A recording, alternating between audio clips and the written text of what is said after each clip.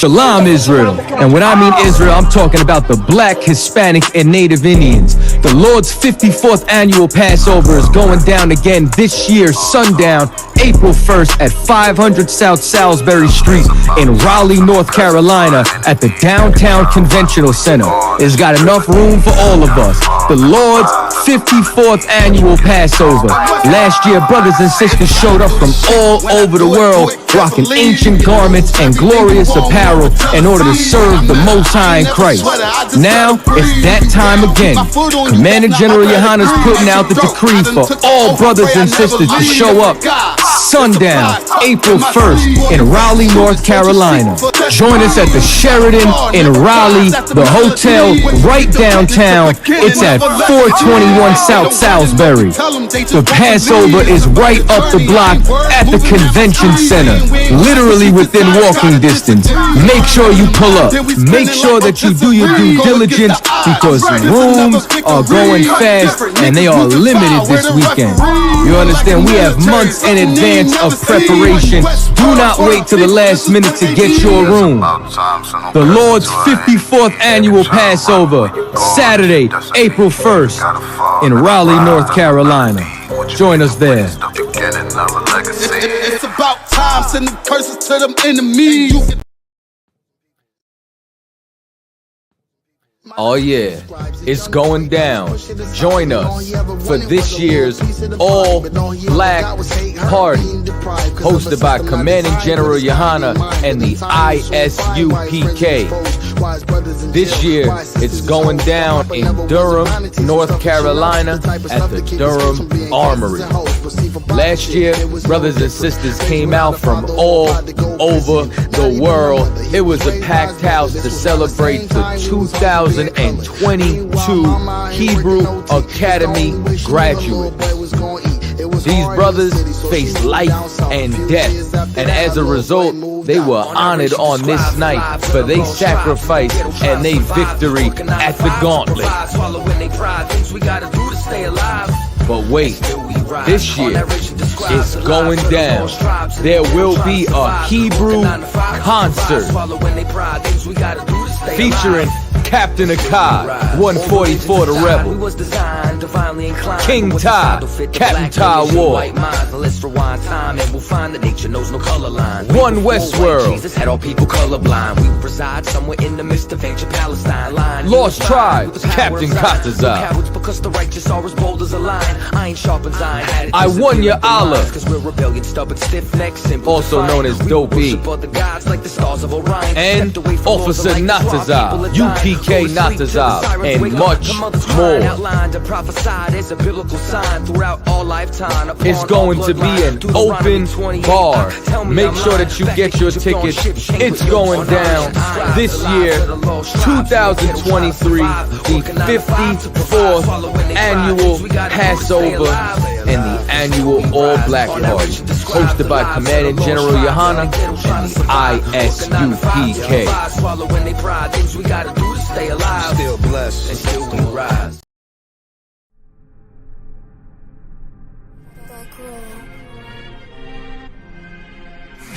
I.S.U.P.K. presents the 54th annual Feast of Unleavened Bread. Last year we did it big. This year is going to be way big. More brotherhood, more sisterhood, more U.P.K. On Sunday, April 2nd, 2023. We're going to be at 421 South Salisbury Street in Raleigh, North Carolina at the Sheraton Raleigh Hotel Ballroom. We call it all blacks, Hispanics, and Native Indians to come join us.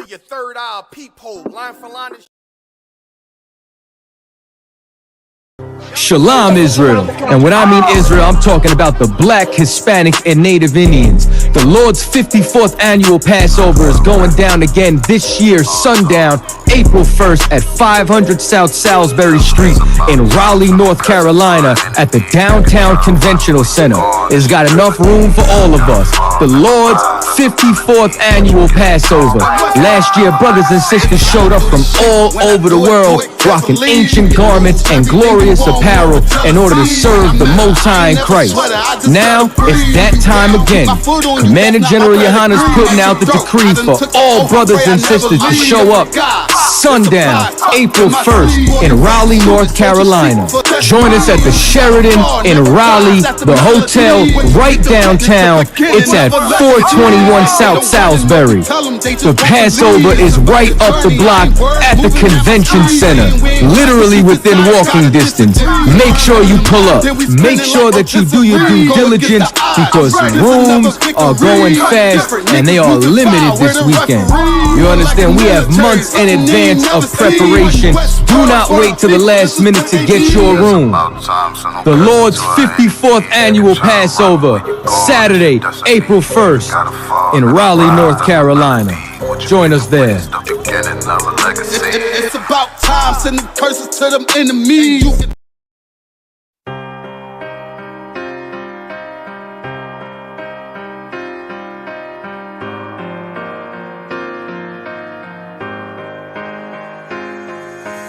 See, I was born to be a soldier. See, I was born to be a soldier. See, I was born to be a soldier.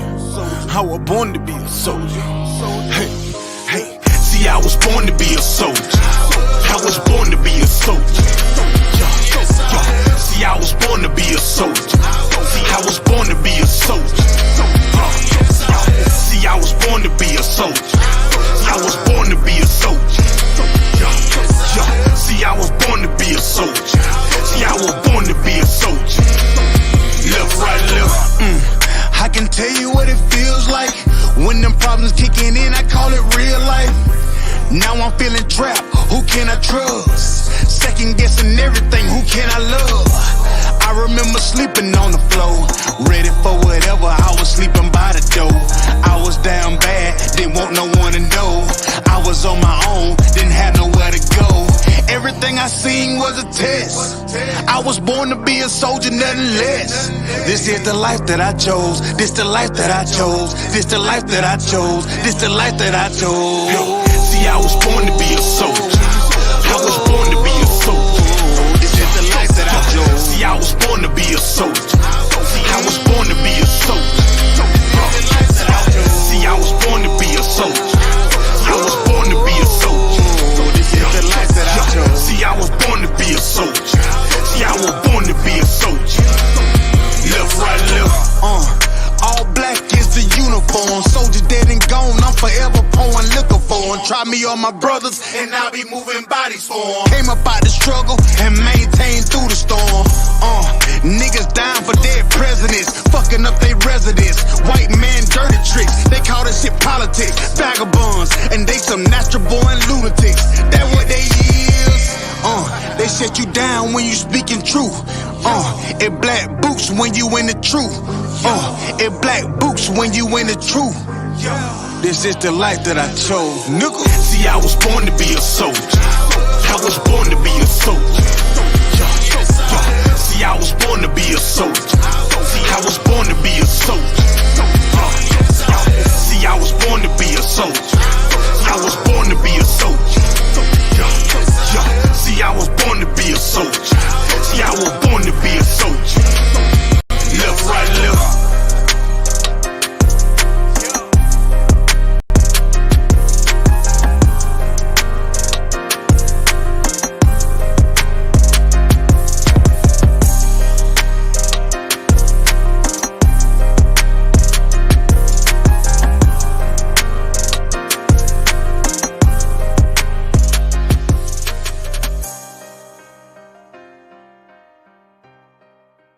Shalom, Israel. And when I mean Israel, I'm talking about the Black, Hispanic, and Native Indians. The Lord's 54th annual Passover is going down again this year, sundown, April 1st at 500 South Salisbury Street in Raleigh, North Carolina at the Downtown Conventional Center.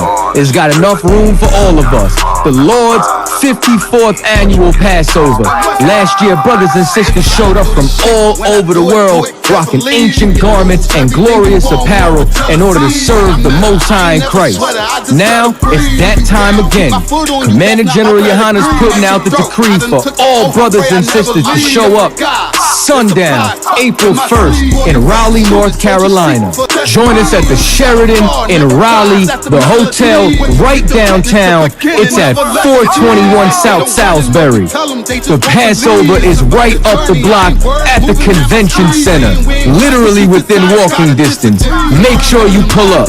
Make sure that you do your due diligence because rooms are going fast and they are limited this weekend. You understand? We have months in advance of preparation. Do not wait till the last minute to get your room. The Lord's 54th annual Passover, Saturday, April 1st in Raleigh, North Carolina. Join us there. It's about time, sending curses to them enemies. Back roll.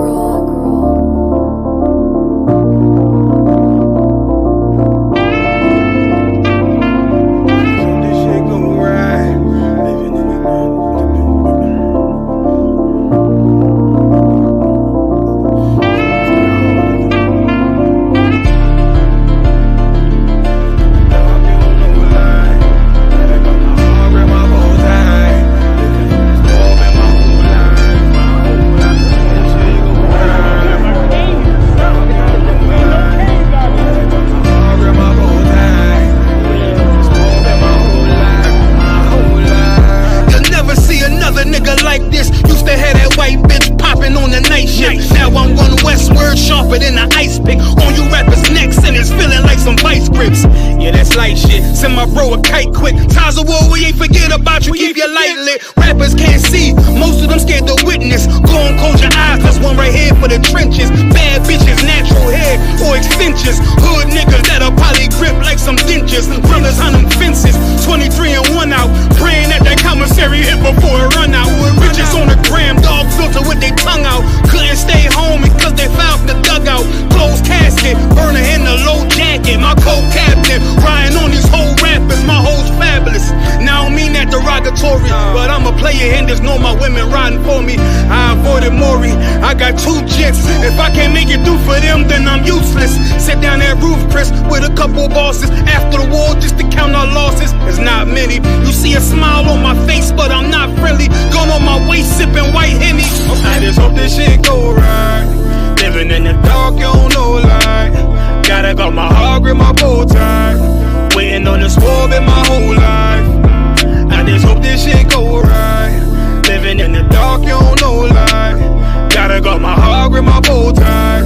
Living in the swerve in my whole life. My whole life. It's so melodic. When I be dropping this ebonics, this ghetto phonics, they got me on the level supersonic. My bomb atomic, and you know where you can find me. Somewhere probably folding this paper origami. My name is pure as the Dasani, my wave is like a tsunami. I went from 0 to 100, feeling like Ricky Bobby. I made a deal with the Reaper. Got a couple wives, they some keepers. Talk a lot of shit, but you can't walk a mile in my sneakers. Bitches go to Miami, come home with change features. Now she got a BBL, her ass fatter. Trying to show up all them niggas that laughed at her. Now when they see her, they only wanna fuck her. They just wanna touch her, they don't wanna cuff her. They just wanna come and kick it with her like a punter. Turned her to a runner, now it's all aboard the train. Fenty on her face, but it's not concealing the pain, it's a shame. So I'm in the hood like some rap snacks. I know niggas kill you and your mama for a scat pack. Dark tint, matte black, they do it for half that. Had you like 90s Missy in a fucking trash bag. I'm from Philly, we don't do bank accounts, just cash app. I spit a verse and I just watch the time slow. This that God flow, this that shit that rappers die for. This that uncut Taha Wall straight from Pablo Escobar. I be at the bar like Moscato. They think it's effort, but no, this that block work. Make the countermeasures, take pleasures, making an op hurt. Light is in the sky, cause every verse is a concert. My mind work at speed y'all can't fathom. Listen to the words of a champion. It can. The streets need another anthem. I just hope this shit go right. Living in the dark, you don't know light.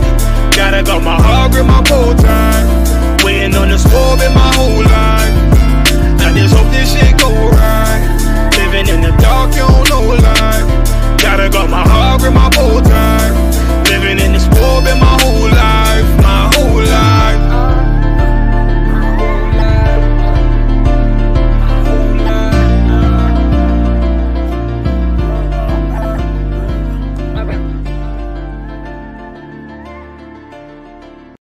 Shalom, Israel. And when I mean Israel, I'm talking about the Black, Hispanic, and Native Indians. The Lord's 54th annual Passover is going down again this year, sundown, April 1st at 500 South Salisbury Street in Raleigh, North Carolina at the Downtown Conventional Center.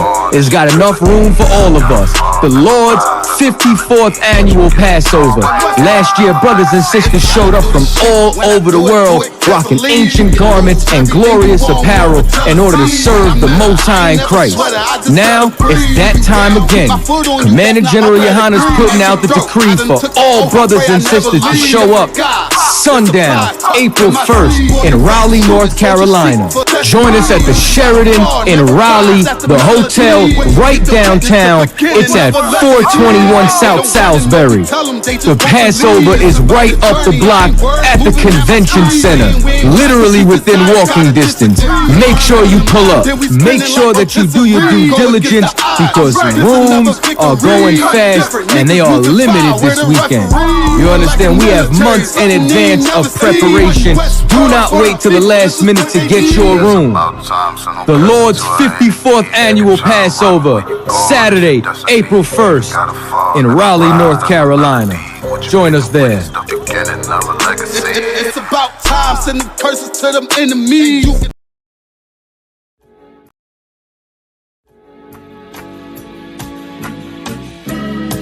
They killed, give me Isaiah 14 and 21. They did the same thing to my people. So you said that they put millions of my people. Yes, you said Should a murderer go to jail for murdering? Absolutely. Should a thief go to jail when he steals? Absolutely. Should a robber pay back the money he robbed? Absolutely. So why shouldn't the white man pay for what he did? That's right. That's right.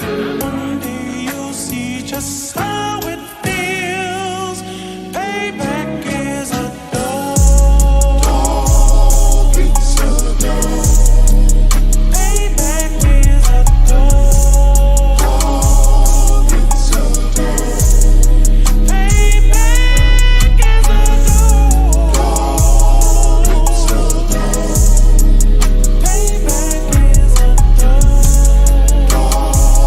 It's a dog. I'm in a hell of a hole, was never expected to grow. Just obstacles set in the road, that a result of me selling my soul. The story I'm telling is cold, but yet it's what everyone knows. The white man's the devil is known. America was never our home, only a place of captivity, safe facility, hating, disfigure me. They claim that I'm lazy, be killing me. Maybe this slavery draining my energy. 400 years and counting, the trail of my tears is countless. Main fact that I'm here is astounding, but I can't wait till this shit is surrounded. Ready to tangle my king and the angels, be ready to rap. Cracking the sky, nuclear missiles and make it official. I'm capturing every cracker surviving. Put them all in chains where they need to be, slavery for me. And let the whole world see that with them in the cage and safer in the streets. Put the dog on a leash, get resolved for the beast. 144, get the ruler show, we could all be at peace. As soon as the trumpets are sound, your kingdom we busting it down. The only way justice is found, the time for your judgment is now. You'll see just how it feels. Payback is a dog. It's a dog. Payback is a dog. It's a dog. Payback is a dog. It's a dog. Payback is a dog. It's a dog. Look, ain't no remorse in my blood slim. It won't be no compromise. Now it's time to feed the worms. Watch his body turn to flies. I clutch iron while you trust the lies. The next Glock I buy gon' be Gen 5. I get it customized. And sending shots off like farewell. Praying payback come back around like a carousel. Still remember YAHANNA's words ringing in my head like bells. Said you in this body, you fit a Lord, fuck the cartel. Triangle choke, apply pressure to the game like I did Vondale. Payback's a bitch in a dress, she a bombshell. Revenge is served cold, I just hope they make an oxtail. Glock fresh out the box, I swear it got that new car smell. Made myself a target in a world of made mass shooters. That was designed fire for our babies to pass through it. And the day of our king's reign, I'll be overzealous. They bought my jealous, I bought brand new Parabellums. Someday you'll see just how it feels. Payback is a dog. It's a dog. Payback is a dog. It's a dog. Payback is a dog. It's a dog. Payback is a dog. It's a dog.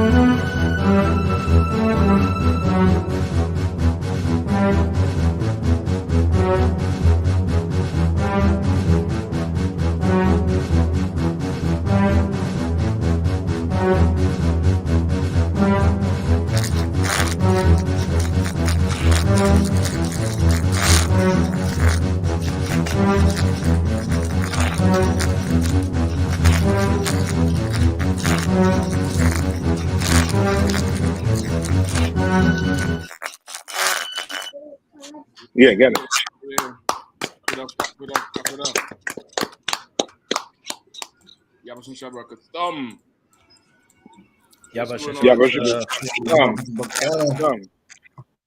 What's going on, Akim? I mean, they say it's supposed to be winter. The winter is coming, but winter is here. We weeks away from America's modern day recession, and somehow a white woman find a way to do what she's known for doing throughout the course of history and keep the flag of white hoeing alive. This show, if you love snow bunnies, if you're an animal lover, if you love snow bunnies, you love Lassie, you love, you love the thing, and you love the white refrigerator, you might not want to watch this show. You might want to skip to the next podcast. Right. You might want to, you might want to matriculate to somewhere else because you're going to get your feelings hurt. That's all I'm going to say. I'm giving you the disclaimer tonight. That's right. Gee, ages. Good night. Talking about the swirl. Talking about a Starbucks special. Is insanity. Yeah, I mean. So as usual, girls, tonight we are Captain Nathak on the inside, holding it down for now for man in Israel, holding it down for the Passover, Mr. Passover himself. That's right. I mean, we'll see you April 1st.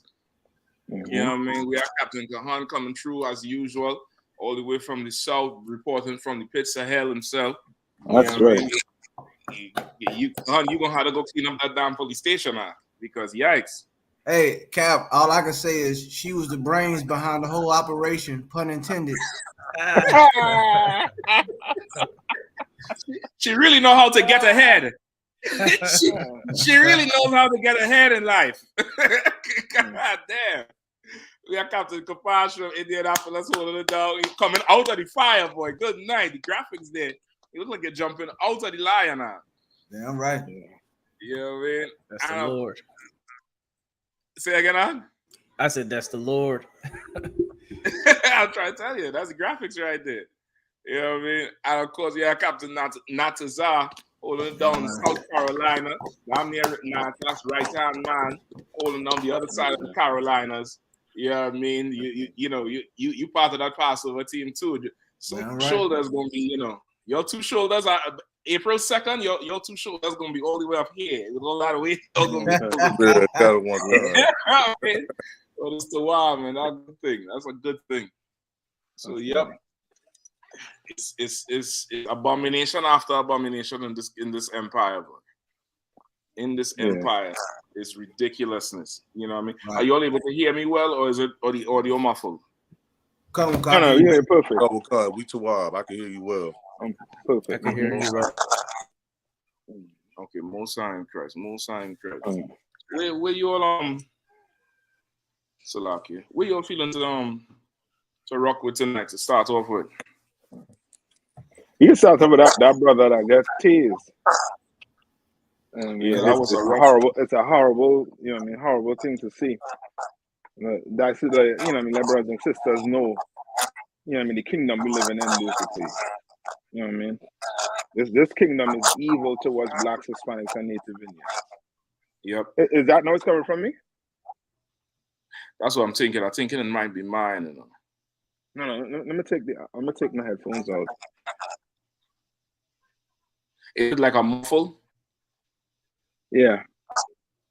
Okay, that might be mine. Let me drop off a little bit, and you'll continue. I heard it from Nia Cox. It's like a squeak or a muffle? It's a couple of squeaks after we talk. I think it's going on with mine too. Okay. Let me mute my mic. Tell me, you go ahead and talk to me if you're still here. Say it again. You want me to talk? Yeah. It seemed like it went away now. Okay. Put in my headphones. Okay, it might be mine. Let me drop out and come back in, all right? Okay. Come on, okay. All right, now so go ahead and carry from. Okay. I'm gonna be right back. All right, so while we getting Captain Mashak time to get back in, somebody want to pull this story? I think it might be the first story. I could pull it. Let's let's get into it. You know what I mean? Wow. You know what I mean? Black Lives Matter, cousin death, Keenan. Yeah. Mm-hmm. Yep. Keenan Anderson, cousin of Black Lives Matter co-founder, dies from cardiac arrest after being tased by Los Angeles police. A 31-year-old father and English teacher died from cardiac arrest last week after he was repeatedly tased by police, according to the Los Angeles Police Department, marking the third officer-involved death in the city this year.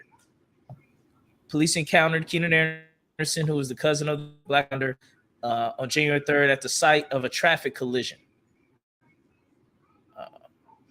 Keenan, right. It says, and anyone of you saw the video for it? So, like, I didn't see the video. Mm-hmm. I read some of the article, but I was trying to figure out now. He's the cousin of the Now, the founders are women. Am I correct? Yeah. Mm-hmm. Okay, so he's one of the cousins of one of the women. Yeah, one of his sister, a sister. Yeah. Boy, that I tell you, man, that's so heavy because they had a whole big thing about how those funds were being misappropriated in their organization for the fight against police brutality and things like that. It's just so sad, how this happens time after time. And I believe every time this is captured on film, I believe it calls for a broader conversation and pushes the conversation more and more about systematic oppression and police via police brutality. And it's going to continue to do that. And as we exhaust all the options that we're not saying we the I.S.U.P.K, because we know what the solution is, but all of these other fringe groups that have raised money, that have all these resources and political contacts, they don't have the answer for this. And it's ironic that, being placed under arrest causes cardiac arrest in this situation. Yeah. It's spiritual. We start the Lord is showing us these things more and more and more. And now he's laying it all out for us to see, man. It's just so sad that this happens. And of course, I think the article was saying that brother didn't comply, but you know, it's so many different factors that we don't even see in these stories a lot of times. You know what I'm saying? Before they show the body camera, we don't even see a lot of these things. Not saying that the brother, it was justified what happened to the brother, but we don't really know. All we know is, you know what I'm saying, the brother's crying out for help, man. And a lot of these cases be mental issues too. And Salaki Khan, let me just interject there for 1 second. He was having a bad day. So as you're saying, it's a mental, I mean, this was more a long-term mental issue, but go ahead. Right. No, that's just a heavy point, man. They don't treat our situations with the care they treat other nations with. You understand? And it's because of our leadership. I know we up on the MLK weekend holiday, the quote unquote holiday of MLK. And it's ironic because all of these things now we get ready to come up on so-called Martin Luther King Day. But we have to now press rewind and see how far we have went backwards, because this is not progression. And like Captain Mashak said earlier, we're gonna get more and more into this police department tonight. It's about to hit home tonight. It's about to hit all the way home. You see, that blue wall of silence only exists. It only exists when they want it to exist. Yep. But when it comes to getting certain skeletons out the closet, they willing to talk. Yeah. And we're gonna talk about it tonight, man. I mean, I just wanted to add that point in, Captain, I thought just about this story, man. And we see this time after time after time, man. I believe there's a little bit more in the story they're gonna bring out. Salaki. Yeah, if I could, one of the officers in my camp always bring this out. They take in white school shooters in alive, but unarmed blacks. You get black teenagers, black people get gunned down. So at the end of the day, it's never, they didn't, black man didn't comply. Black man was this. They thought he had this. They thought he had that. Actual murderers who walked around shooting at hundreds of people, you can bring them in with no scars, with no marks, with no shootouts. You bring them in calmly, quietly, peacefully. They walk in, get them hamburgers. So it's BS that there's some type of resisted arrest. He did this, he did that. He almost had a gun. We thought he had a gun. He was reaching for a gun. People with actual guns you bring in when they're white. So that's the deal, man. Go ahead. If I could too, and Captain Kapash, you're so right.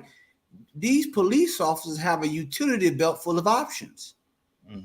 They're trained, and one of the options they have that they're trained in is de-escalation.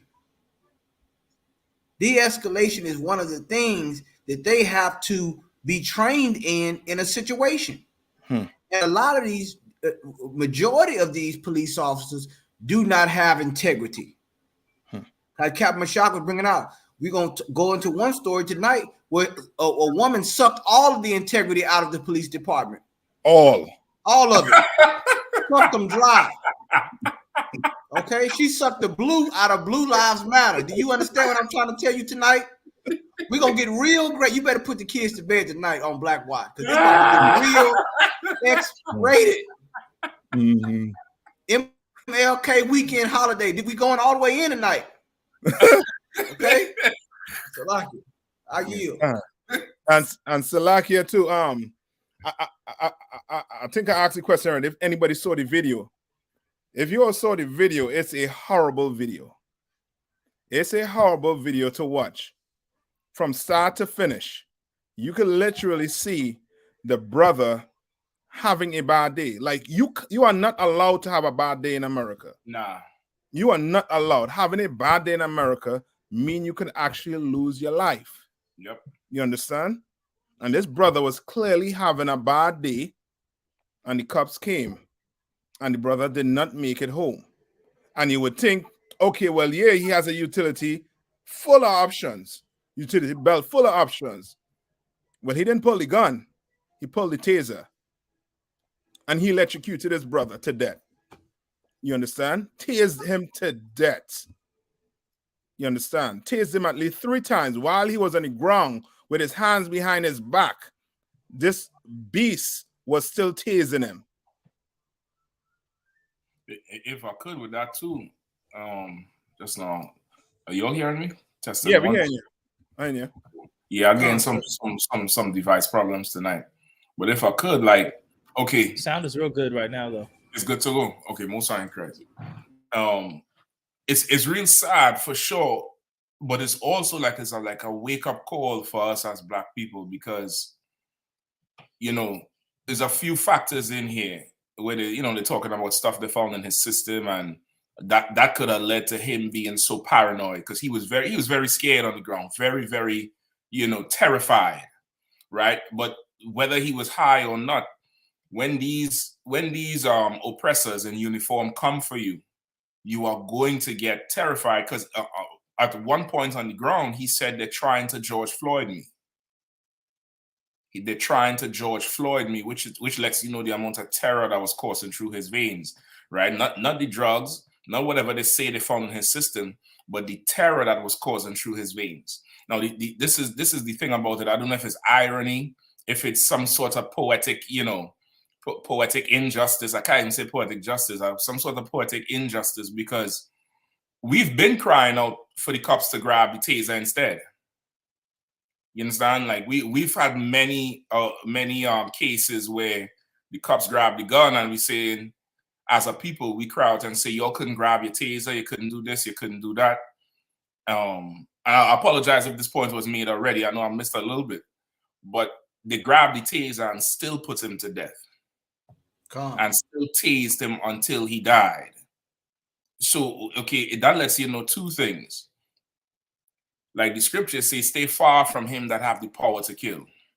And the staying far is not something that, this is not an individual stay far like you have today where you walking around stay far. This is a stay far. It's so ironic. This is Martin Luther King birthday weekend. It was stay far in terms of don't integrate with these bastards. Because if we have our own neighborhoods, this thing would not happen, being policed by our own, having, our own Black and brown officers police this type of situation. So that's one thing. And the other thing is, it don't matter if you equip an officer or an oppressor, one of those law-keeping oppressors, with a butter knife from McDonald's, they're still gonna put you to death. You understand? You still going to be death from it, because this is how they train to deal with us. This is how their departments are founded to deal with us. This is exactly how they deal with us. You know what I mean? Like it really does. This case here proves it really doesn't matter what's on that utility belt. What matters is that you're a Black man having a bad day, which means you must die. You understand? Cool. Like that's really what we see in here, because this taser is supposed to be non-lethal, and they found a way to make that shit lethal. You know what I mean? They tried and tried again until they achieved their goal, which was to take his life away. You know what I mean? It's absolutely insane. So, like, you're hearing me? Come on, yeah. I think I lost you all for a bit. I might drop out again, all right? Come on, and if I could. Okay. And if I could, what you're saying is so heavy, because we done tried all the ways. See, marching, that's actually what the oppressor says you're supposed to do in this kingdom, to try to get results, to try to peacefully protest. You have a right to peaceful protest. We done tried peaceful protests, rioting protests, violent protests. We done tried everything. Even the members who are of the organizations doing it is not getting the results. But we haven't tried seeking and turning to the Lord. Like right. we so spiritual, we Christians, we love God, this and that, but we don't ever pray for the Lord to rain down judgment on our enemies. Right. Like that never crossed our mind. Like, let's play to the Lord to handle it. Right. Like, we going through this problem as a people. Let's seek the Lord out to handle it. that never, besides outside the I.S.U.P.K, I guess that's not an option, huh? But we so spiritual. No, that's a good point, Capital Posh, because like, you know, it's just crazy because everybody's now is talking about MLK this weekend and what it stood for, what he stood for, and his dream, but no one talks about what the Lord wanted. No one says, you know what, maybe we made a mistake. Right. Yeah. I still, and you know, Black History Month, we right on the beginning of Black History Month, getting ready to come up next month, and you know the shucking and jiving they do every month. I mean, every Black History Month. It's so bad now that they don't even want us in Alabama to interview some of the people who not only marched with Dr. Martin Luther King, but some of the people who was in the church that got bombed with the 4 little girls in Birmingham. Mm-hmm. They don't even want us, meaning it ain't the fact that they're talking about what happened to them. It's the fact that they would talk about what happened to them to us, to the I.S.U.P.K. Like they can speak to CNN about the violence, but us asking the question and them saying it to us, it means a little bit something different because it changes the context. It validates everything we saying in the UPK. Yep. You understand? Like we didn't exhaust it. I mean, we didn't integrate it. We didn't integrate it all the way into his bedroom. Mm-hmm. Now, how much more are you going to integrate? You integrated into his schools. You was able to integrate into his bathroom, his water fountain, his restaurants. Now we've integrated all the way into his bedroom. How much more integration can you do? We didn't try everything. Now the Lord, it's time for us to go back to the Most High. So like I yield. This brother was a teacher, right? Yeah. His brother was he was an English teacher or something in high school. I believe in DC. I believe he's from DC. You know, he was out there in LA, you know, whatever, vacationing or whatever. And this is the, you know, once again, like we always say, you can't separate Black people from Black people. You know what I mean? Which because of integration, because of Martin Luther King, Negroes who above a certain pay grade think they separate from Negroes who below that pay grade. Negroes who, you know, who work in certain institutions in the government think they're different from Negroes who don't work in that institution. Because this week, this is the second case, high profile case, I would say, in DC. When on Tuesday night or something like that, in DC and in the Northeast area, young brother, 13 years old, got shot up in DC, right? Now, they say he was robbing cars, him and his friends, because as soon as he got shot up, a car pulled off with 2 other teenagers in the car. But by the next morning, they had his face up. They told you his name. They showed you him in school with his friend. Now, I've never seen them do that to somebody who was AKA a quote-unquote a criminal or a lawbreaker. And come to find out that he's related to somebody in the DC government. And the person who shot him works in the DC government. So they ain't putting out their names either. But whatever happened between him and that young boy, he lit him up. I'm not talking one shot. It was multiple shots. That boy died. So it's this. And now by the next day, there's a whole, you know, local government meeting and, you know, how we going to stop this and blah, blah, blah, blah, blah. But meanwhile, when other kids who doing carjackings and dumb shit do stuff, they never try to humanize those kids because they're not in a certain class. You understand? They're not in everybody who are living in and around the DC area, DC, Maryland, and Virginia. Everybody know how wild it is right now. And the amount of young Black and brown people be involved in these things, and they never try to humanize them. This young brother, they try to I'm talking, brother, the pictures they show you, you would swear he was one of them white kids in a school shooting. The way that they portray him on the news and tell you his name and everything. And I'm like, okay, that's good. We're making us care. But what about the other kids who need that type of help and intervention to stop them from doing them type of things? And it's because he's in a certain bracket and he knows people or people know him, they treat him like that.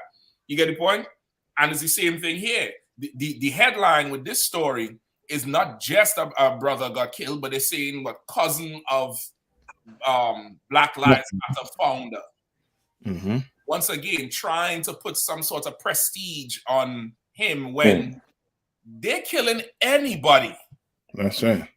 Henry Louis Gates Jr., they came to his house because his neighbor said somebody trying to break in. And his IDs, his Harvard IDs did not work in front of his own goddamn house. Rich nigga, poor nigga, still nigga. That's it. Like, you can't separate us, man. It don't matter. I'm not saying like this brother was a coon or a sellout or anything like that. I'm just saying the way they carry it. They try to make this thing like it's not about race when it absolutely is about race. That's right. It absolutely is about race, and it shouldn't matter where you fall in our oppressor's financial scheme or system. What should matter is, like, really, Black lives should really, really matter, whether it's rich or poor. That's it. Shouldn't have no sort of sway or favor based on who you know, and it's a sad thing. And listen, that's directly opposite to what Moses said. If I could, if Natazar or Kapash, if you could pull that for me in Deuteronomy chapter 1 and 11, I believe. Like, that's directly opposite to what, you know, what's in the Bible.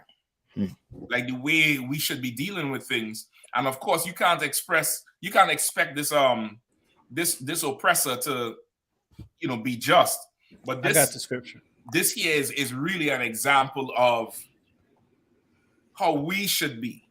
You get the point? How we should be. I got the scripture. Go ahead. Deuteronomy 1 and 11.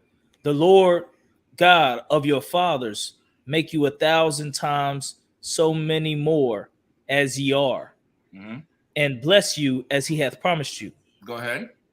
Verse 12. How can I myself alone bear your cumbrance and your burden and your strife? Right? That's what Moses was telling Israel. Like we don't get so big and large now. He alone can't be, you know, deciding matters in Israel. Right? Go ahead. Take ye wise men and understanding and known among your tribes, and I will make them rulers over you. Right? We were people who were supposed to be ruled by ourselves. That's it. Not by these oppressors, not by senators, and not by, you know, councilmen and mayors. We were supposed to be ruled by men of the Lord from our own. That's right. You have the Hasidic Jew and the little small hats and them taking our laws, living by our laws, impersonating us, and doing it to the max with their own people. Skip me down, brother, if you could, to verse 15. Deuteronomy 1 and 15. So I took the chief of your tribes, wise men, and known, and made them heads over you, captains over thousands, and captains over hundreds, captains over 50s, captains over 10s, and officers among your tribes. Like Moses done gave us our government long ago, man. That's right. He done gave us our government, and the reason I bring this up is because we've been trying to be part of this oppressor's government for what, 200 years, 400 years? That's right. And still dying in the street like a dog, man. That's right. You have your government here. You have your system here. You have your representation right here in the Israelite school at UPK, because we follow what the Lord said to do. Damn right. Not what George Washington said to do. Not what Lincoln said to do in some declaration. We follow what the Lord said to do, man. Go ahead. Come on. Verse 16. And I charged your judges at that time. And I what? I charged your judges at that time. Moses charged the men of Israel. He charged them. Like how you face some kind of charge, you know, for going some kind of fault. He's charging you. Where if something's wrong, the fault is wrong with the leadership. So now when you look at black and brown people in this empire, whose fault is it? Martin Luther King, because you was the one who assumed to be, you know, to the seat of Moses. Jesse Jackson, the one who assumed the seat of Moses. Farrakhan, you the one who Malcolm X. All y'all who sitting at the top of us religiously, you assume the seat. Everybody look to you for the help. And now we suffering and dying in the street. You gonna blame who? This brother? The fault is yours. Because Moses charged these men who was put in charge of Israel thousands of years ago, and you do not honor it, which is the proof that you should hand everything over to the U.P.K under command and join your hand. You should hand it over, because none of you all are going to hold these cops to damn task. You're not going to carry them to the line. You're not going to make sure they pay. Go ahead, brother. Verse 16, the rest, saying, hear the cause between your brethren, and judge righteously between man. Judge righteously.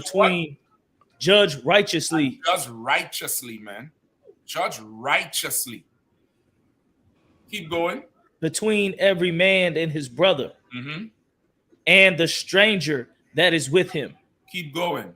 Verse 17, ye shall not respect persons in judgment. That's what judging righteously means. You should not respect persons in judgment. And this thing is coming to the doorstep of the rich and famous. I apologize to this brother's family. I'm sorry for him. My sympathies goes out. But this thing is coming to your doors for one reason. Because you have ignored the poor of us. Yes, sir. You have ignored the poor of us. That brother, that young brother in DC, 13 years old, he come from a good family, it looked like. Ain't no, he ain't have that excuse that most other people do have. But he gets the sympathy of the DC Council because he's comes from rich and wealth. Coming to your doorstep because you have ignored the poor of us.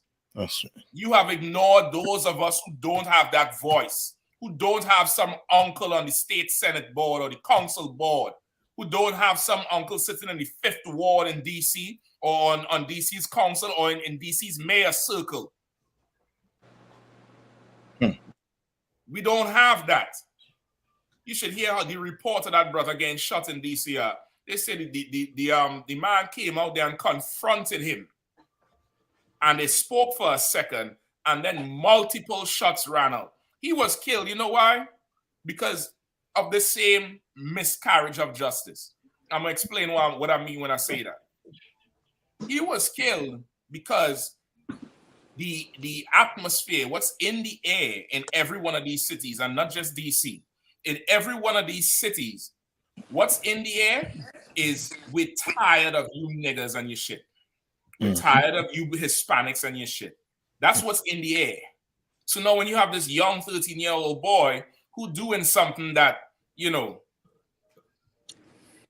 is not really ideal.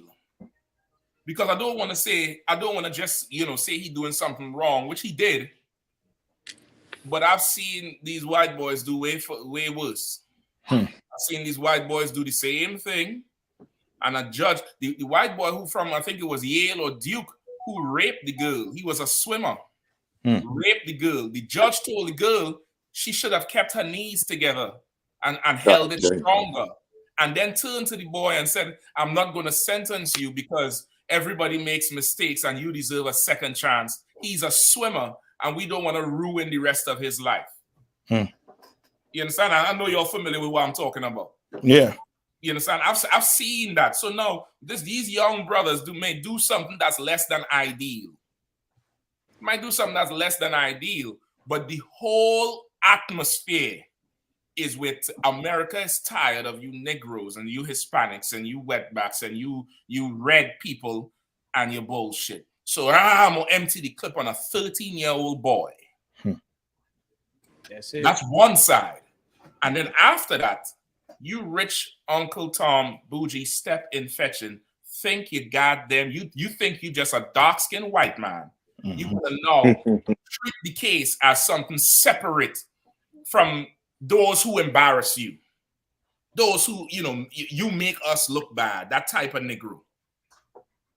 What's happening to you is happening to us. What's happening to us is happening to you, whether you're rich or poor, whether you're high or low or in the middle. And that's why Moses gave us a government to be separated from and said, judge righteously. But under Martin Luther King and his integrated mess, we get an unrighteous judgment. We get an unbalanced judgment. We get an skewed judgment, a skewed amount of righteousness. And we perishing in the streets ridiculously for it. But this brother scared and panicked out his mind saying, they're trying to George Floyd me. They're trying to George Floyd me. I haven't heard a white boy, the sons of our oppressor, quoting somebody who was murdered before from his race and saying somebody trying to do that to him. You know how bad it is when they say they're trying to George Floyd him? Like how bad it has to be for you to reference the treatment of you to somebody who died famously from your race. You know how traumatic that is to live with? That's you know how like it's damn near like you normalize the abuse of us, and we just have to live with it in a normal setting, and that's not normal. Salakia, please, I don't want to take up all the time. No, I was going to say, Meshach, you're so right with with what you're bringing out also too. For the mere fact that as I say, when you look at that video and you saw, what you're saying is, on point when it comes to these oppressors. Like the brother that already had him under control. They had him under control. They had what, like 3 cops on top of him?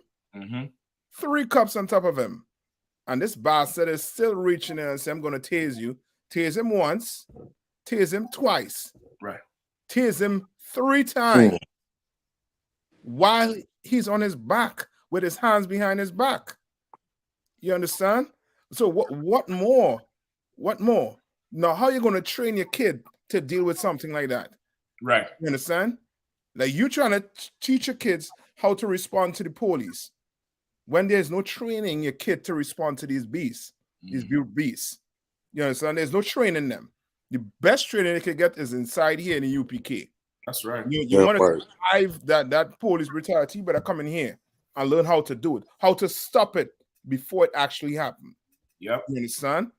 You can't stop it while it's going on, but you can come in here and stop it from actually happening. You understand? You could come in here and it could happen. But out there, you understand, with with us, not following laws, statutes, and commandments, we are the whim at these heathens, at these devils. We are the whim of them. You understand? He could have had a butter knife, as they're saying, on his belt. He would have pulled that out. And find a way, find a vein in your neck somewhere to kill you. Yeah. Yep. I got a scripture, Isaiah 36:3. Lo, thou trustest in the staff of this broken reed on Egypt, whereon if a man lean, it will go into his hand and pierce it. So is Pharaoh and the king of Egypt and all that trust in him. This is Egypt all over again. When you go in Revelations, the scripture says this is Sodom and Egypt, where also our Lord was crucified. Our Lord is crucified here every day. When you see him in the image of a oppressor, that's killing his image every day. But we trust in Egypt, and the Lord told us, if you trust in Egypt, because to us in the UPK, we're like, this and this is wrong, and our people is getting destroyed. But if you were to hear a lot of Israel say, "This America is great. I love America. This is what it if any of that's happening." A lot of our people in denial. They trust in America. They trust in Egypt. You should hear that conversation. All our people dying, but they say, "Well, this is still ours. We love it, and we got a boat." You trust in the Pharaoh. We trust in Egypt. That's right. And the Lord told us it's going to lean in and cut our hand. No, I didn't mean to cut you off, Cap. Go ahead. I'm sorry. I just want to ask him what you were doing. I was about to land right there. We trust in Egypt, and the Lord warned us and said it will come and pierce us. Yeah. The same thing that the love you give to America, all of it's going to get returned to you in hate. Damn it's right. It's going to happen over and over again. It's not going to stop. Come. No, what you're saying is so right, man. It just, this whole MLK weekend, a lot of people, like, once again, these conversations about police brutality is at the forefront again.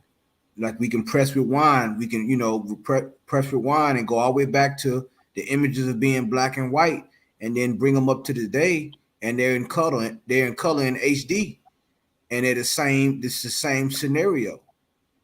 we trust, and it's crazy because trust is something we supposed to base off experience and relationship. Like we are in a bad relationship, but we are trusting in abuse. We're trusting in brutality. We sought civil rights from an uncivilized people, and we sought human rights from an animal. And this is the result of it. This is the result. What they do is they put us to death all the time, and once again they try to sweep these things under the rug. They don't even want us to interview a lot of those civil rights leaders are passing away. A lot of them are leaving here. And they leaving here steady holding that flag of I have a dream with no reality in sight. Nothing they built, nothing that's tangible that they built. See, faith is something different. See, faith, faith will materialize right in front of your very eyes when you trust in the Lord. Right. You have faith, which is why I said it's the evidence of things not seen, substance of things hoped for. Right. When you have faith in the Lord, it materializes. You may not see it at first, but it will materialize in front of your very eyes when you trust in the Lord. Lord said He's a God. He don't have to lie. Our King said, Yahweh said, if it wasn't so, I wouldn't have told you. He didn't lie to us. But the problem is, this book is in the hand of scoffers, in the hand of opportunists. You understand? And people who look for their own gain. They don't have the answers, which is why they're trying to bar us out of a lot of these community meetings. They don't want us to come into these town hall meetings because they're afraid of what we're going to say. And they're afraid what the people going to agree with us. Right. They're afraid now. Ain't too much opposition on the street no more. It's a clean sweep on the street right now. When we go out there, it ain't too much more opposition because everybody know what the UPK saying is right. Everybody know what Commander John YAHANNA saying is right. They know it. I yield. And Salakia Cap, you know what I mean? Captain Meshach, I don't know if you remember the video of the Caucasian male that was having a bad day and was naked, and the cops had the rifle around his neck and was running from him. Yeah, ain't nobody pull a taser out and tase him to death when he was behaving more erratic than the brother. Right. You know they try to blame the brother for causing a crash. That's a car. Your insurance will take care of that. You understand? No, a life lose because you get a little fender bender. That's crazy. So you telling me he is a big criminal and deserves to die like that? Nah. You know what I mean? They for sure know how to deal with their people. When they deal with their people, and when I say the oppressor deals with his people, he is not looking at it as he is dealing with an individual. He is looking at it as he's dealing with a brother or a brother's child. You understand? He deals with them like that. But when it comes to us, somehow the switch is we are, you know what I mean? We are animals and we deserve to be treated like this. Like you're running on a civilian. You can clearly see having a bad day. Right. Yeah, he's for sure. He for sure ain't there. He ain't all the way there like he should be. Go. But that don't mean you get to put him down. Yeah, just like the naked Caucasian. Right. He was having a bad day. So bad that he ran to harm another civilian. But he didn't lose his life. Go ahead, Khan. Salaki. No, man, it's so crazy, man, because you can look in the brother's face and see, like you said, he wasn't all the way there. You know what I'm saying? Like you said, having a bad day. You can look in his eyes, man, and see the brother was, the brother wasn't all the way there. You know what I'm saying? And then it's just crazy how they handled this brother, man. And it just go to show you that they don't know how to deal with mental health issues with our people. Nope. They don't care about it. Because once again, like you said, insurance can cover a car. It cover the cost of that. But what about the human cost? You may be thinking this scripture right quick. Can I get Lamentations chapter 4, verse 17 and 18? Like it's man, like, and look, there's a brother. Hold on, there's a brother right there. Look, there's a brother right there holding him down. I think the two of the cops is brothers. You know what I mean? Okay, right. Two of the cops. No, go ahead, finish. No, so like I yield, Captain. Just before you pull that scripture, right? Okay, it baffles me how every time they say comply with the cops and, you know, do what the cop says and, you know, them sodomite old purple Nathaniel, nasty Nate group, how they came out and said, the white man tell you stop, you should have stopped. Why didn't you trust the white man? He tell you stop. This brother is saying, even though he out his mind, even though they came out and say he may have this in the system, you could tell he ain't all the way there. He was there enough to say the truth. He said, help me, please. Please help me, please. No, please help me. They're trying to kill me. Now, the Bible said how you know if a prophecy is true is if a man say it and it come to pass.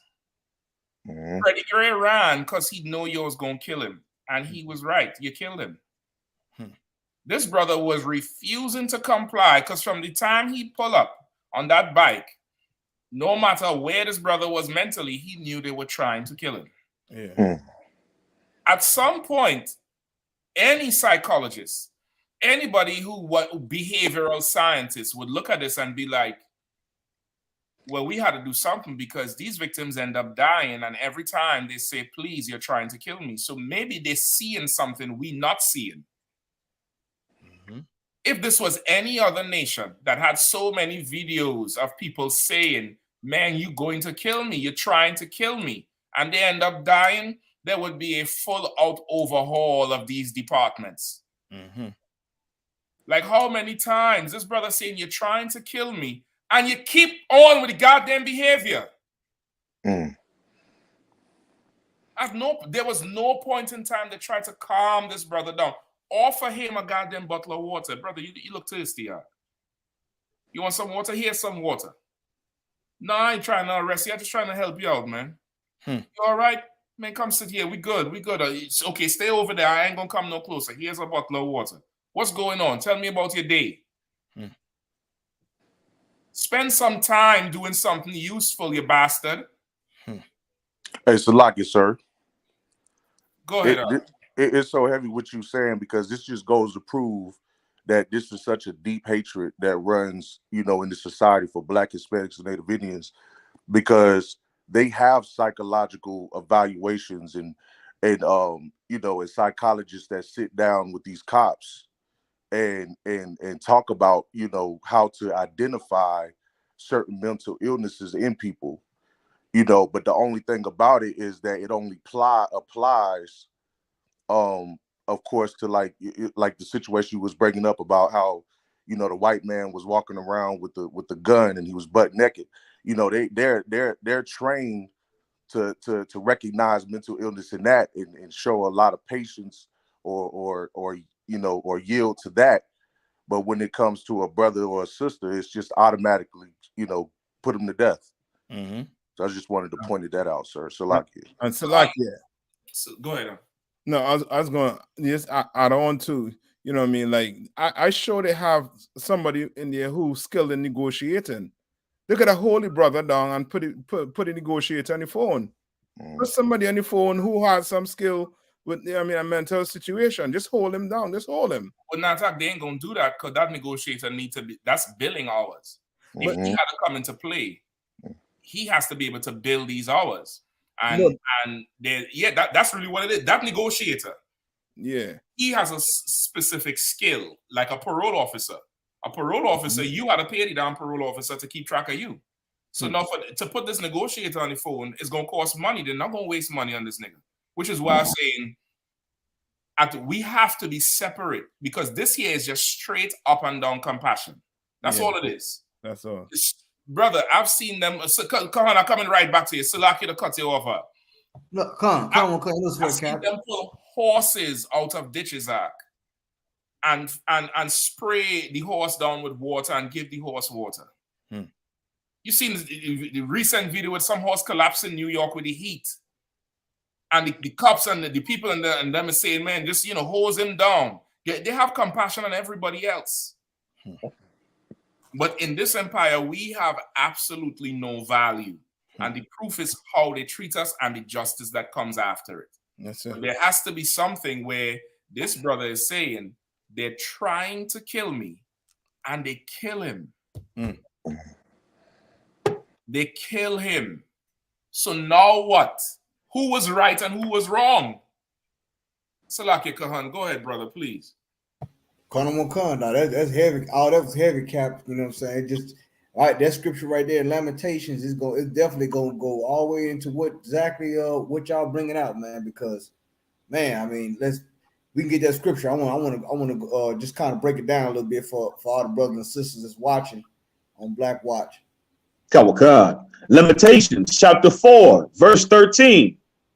For the sins of her prophets and the iniquities of her priests. Hold on 1 second, Salaki. It's Lamentations chapter 4, verse 16. I'm sorry, verse 17. Lamentations chapter 4, verse 17 and 18. Kawakan. Lamentations chapter 4, verse 17.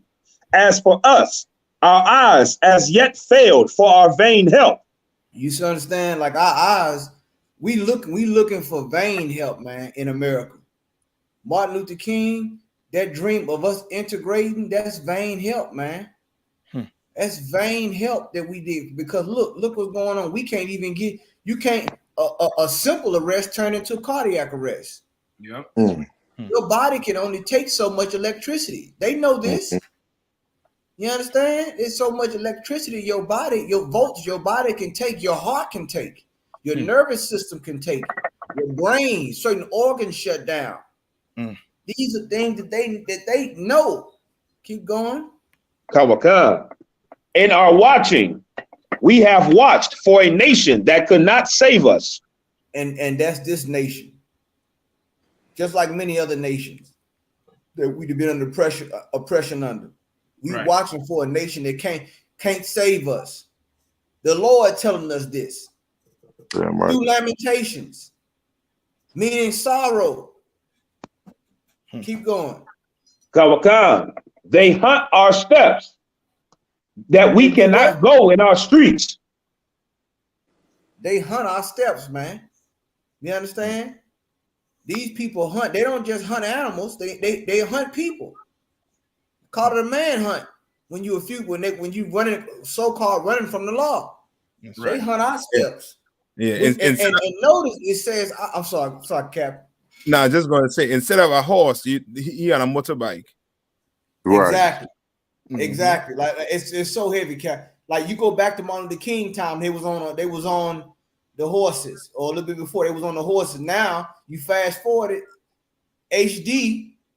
In color, they on motorcycles now. It's the same thing. It's the same story over and over. They hunt, and notice it said hunt our steps, which shows you what? There's racial profiling. Our steps. Not everybody's steps, our steps. Keep going. Kawakan.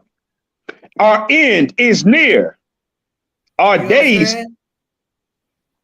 Our end is near. They hunt. We can't even go in our streets. You can't go in the streets. You understand? They hunt you, man. They hunt you down. They racially profile you. And what did the brother say, man? They trying to George Floyd me. George Floyd me. I mean, what he's saying, my end is near. Yeah. What he's saying. They're trying to kill me. And this is what you're seeing right here is the Bible in real life. That's why this Bible is a living word. A lot of you think this book is it's outdated. The truth is never outdated.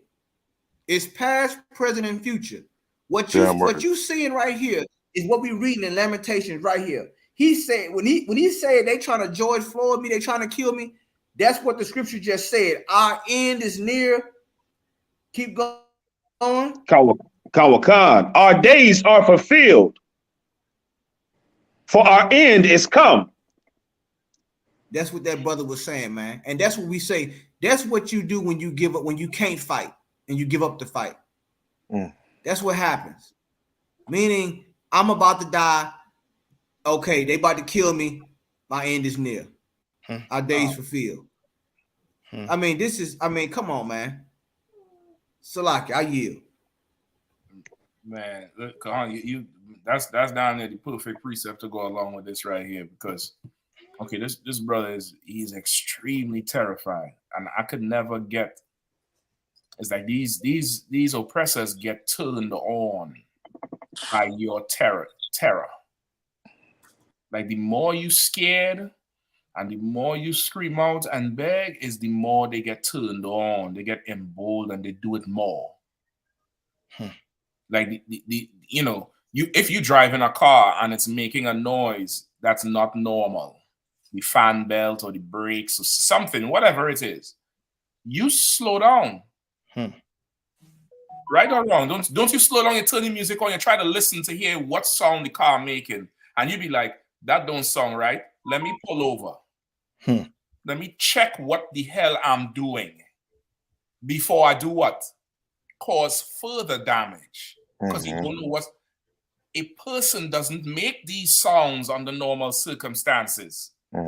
Stop what the fuck you doing. Excuse my language. Stop it. Just stop for a second. Stop. Get off of him. It's a lucky if I could. Man, if I could, Adawan. When the brother was bringing out the psych evaluations for these devils, for these cops, I want to see the psych evaluation for the victims of these cops. How about we have the therapist look at and talk to these brothers and say, how did you feel when that cop singled you out and you seen him pull behind you out of all, there's 100 cars on the road and and they're all white people and you seen the cop pull behind you out of all the people. How did you feel? And then when he pulled you over and said you didn't use the turning signal, or you didn't apply the brakes the right way, or you ran a stop sign and you didn't. How did that make you feel? Right. What was going through your mind? Like, you want to talk about somebody like a predator, so an evil force, oppression. Some of our people act like the oppression ain't like it ain't as strong as it is. You can go out and get a job. It ain't like it was as bad as it was back in the day. You can go get a job. You can go pay bills. You can go to the store. When I was back in the day, you couldn't even go to the certain stores. But so you trying to say the oppression? Let's talk to the victims. Right. And then we'll see if oppression is gone anywhere. And get a deeper understanding of this thing. And compassion, not just the victims families. Let's talk to the kids who he taught. What the winter break was about 10 days. That's right. Let's talk to the kids who he said, have a nice vacation, y'all, on Friday, December 15th, or whatever day he broke off from school. That is now looking at their favorite teacher on the ground with terror in his effing eyes. Let's talk to them children, man. Let's see how they feel, you fucking monster. It's like it, sir. And If that's why. If I could say one more thing, Natsuza. Yeah, come on, sir. And okay, especially for brothers, sisters too, but especially for brothers. Most of us are not aware of the psychological damage seeing these things happen over and over does to us as men. We go through it. We don't talk about it too much. But this damages Black men tremendously. This image damages every single one of us tremendously over and over and over again. How much more do we have to take? How much more? Go ahead, Natsuza. No, so like sir, you said it, but I was just more or less just gonna say that, I remember one time Commander General YAHANNA said that Black you know, Black Hispanics and Native Indians, we're the most loving people in the earth, in the context of that we join our oppressors and we love them so much in all of these heathens. So it's like it comes to the point where these things are happening amongst us, and we ignore it because we're trying so hard every day to love them, even though they beat us upside the goddamn head every day. Right. So it's just you know, it's just hell for Black Hispanics and Native Indians, and it's like we just can't see that separating from, you know, this bastard or this animal Esau, you know, and our oppressors is just the right thing to do. And like Captain Kahan was saying, it's just that we're so in the spirit of what Martin Luther King, you know, marched and all the works that he did when he was here, that, you know, we don't know how to fight this fight. And that's why it's so right that the I.S.U.P.K under Commander General YAHANNA is the ones on the front line for Black people. Yeah. Can I say one thing? I'm sorry. No, I'm just going to add too, as you bring up Martin Luther King again too, in that in the end he said he felt like he was leading us into a burning house or something like that. Well, this is the burning house. The house is fully on fire and flame. Yeah. Understand? And the UPK trying to out it. You understand? We're fully engulfed, you know what I mean, by the oppressor. You understand? This is what, you know what I mean, joining hand in hand looks like. You know what I mean? You on the ground with a cop with a taser in his hand, fitting to electrocute you to death. It's a lot. If I can too, what Captain Mashak said was so heavy with those children, man. Like this is an educational moment. And keep in mind, he was an English teacher. Yeah. So he understood the English language. Imagine that. He understood the nouns, the pronouns, the adjectives, the verbs. He understood what a question was, a sentence was. He understood all those things. And he communicated in the English language to the police officers. But the scriptures say that it's a scripture where it talks about they're not gonna understand, like they're gonna be of a strange nation, strange people. Like even though we speak the same language, it's something different to them. It's spiritual. Like the tongue is spiritual. Yeah. You understand? Right. And like this whole that class now having a conversation about MLK looks a whole lot different by them seeing this video. And I can almost guarantee you, and see, it's something traumatizing when you're a child and someone you love, you see brutalized. Yeah. It activates something in you. Yep. It creates it turns like that whole nonviolent stuff. They don't want to hear that after seeing stuff like this, children. You understand? It does something to you. It does something to your psyche. Therapists and people understand that when people who've been victimized and be under brutality. Yeah. You understand? Like this is if I could just interject right there, and it chips away at your hope for something good.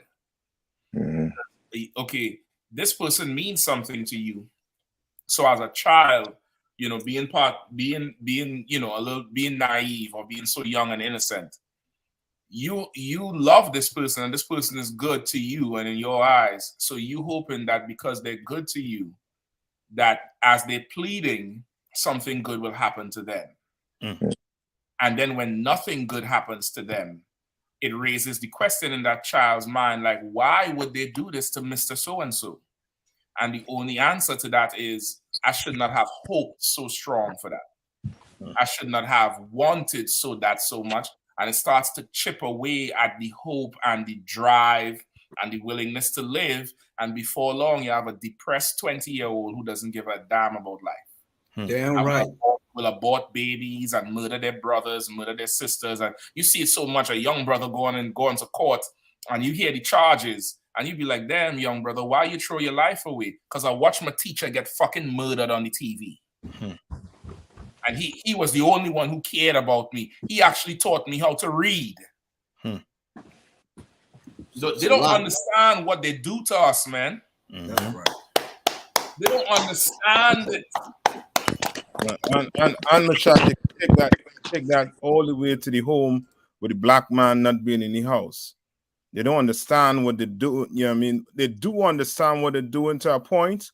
You know what I mean? Because there's studies out there that shows that a black man being in the house is, you know what I mean, the kid is more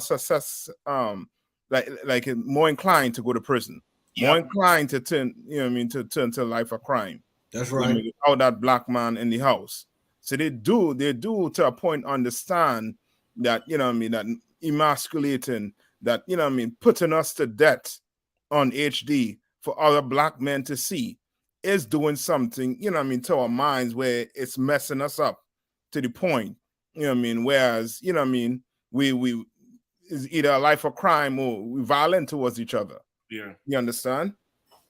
So like, if I can touch on what y'all just brought out, Captain Mashak, Captain, I thought it's just so heavy, man, because Captain Mashak brought out that point about hope, man, and how those children, like you don't understand, you affected those children, the ripple effect of what happens when you take a life, right? Because that's somebody, that's still a relationship that somebody had with that person. Mm-hmm. In this case, it was educational. You understand? And those children probably built the bond with that brother. And see, the Bible says hope deferred make the heart sick. I don't want to hear no more about a dream no more. I'm sick of every time I have a dream. You've been remixing this for so long. And everybody ain't nonviolent. That's what people fail to realize. Life is cause and effect. It's everybody out there ain't nonviolent. Everybody ain't gonna just sit there and you just kill them and that's how it's gonna be. That ain't how life works. You know what I'm saying? That ain't how is you black Negroes say the universe works. You understand? Well, the Lord put something in the universe when he created it in the beginning of time. You reap what you sow. Right. You understand? And everything that they do is gonna come back to them, man. This right here, them children, they seen this video. Don't think they haven't seen this video. His students, English students, seen this video of their teacher being murdered, man. Now you imagine them trying to learn something after seeing this is in their mind. Right. Imagine them trying to learn. Imagine they try to learn a new lesson when you just taught them the only lesson they're gonna remember for the rest of their life. This lesson here they learn in this video, they're going to remember this for the rest of their life. They're going to understand that it's a curse to be black. They're going to understand it. They're going to feel it. They're going to feel it because that's the only way you internalize something like this without the truth. Damn right. You start to blame yourself. Something wrong with me. That's why they treat me like this. That's crazy. That's absolutely such a crazy thing. Look at this caption right here, brother. Hold on. I don't know if y'all could see it. This cop has his elbow in the brother's neck. I mean, weight into the brother's windpipe. You see that? You see that? Mm-hmm. And that's the brother, ain't it, Cap? Ain't that the brother? That's the brother. Come on, man. Come on, man. God damn. This is integration right here, what y'all see. That's right. You want to know what integration looks like? Guess what? Now you get to participate in your own oppression now. Mm-hmm. Now we'll put you can ride shotgun now in your own oppression. We'll give you front row seats to oppress your own people. This is what it looks like. This is why the Lord said that he severed us from other nations. Mm-hmm. You know what the word sever means? To violently separate. Yeah. The Lord, because we didn't join these people so much that he gonna have to rip us apart. He gonna have to break your heart on what he gonna have to do to free us. Yeah.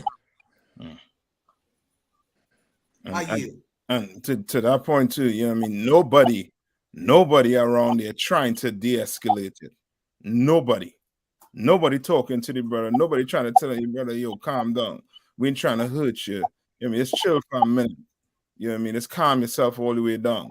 Nothing like that. Turn over or I'm going to tase you. Turn over, I'm going to tase you.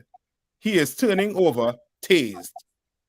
He's on his back. He's He's on his belly. Tase. That's crazy. And he's saying turn over, and they hold him. They hold him on his back. Right, and and the he's other cop saying turn over.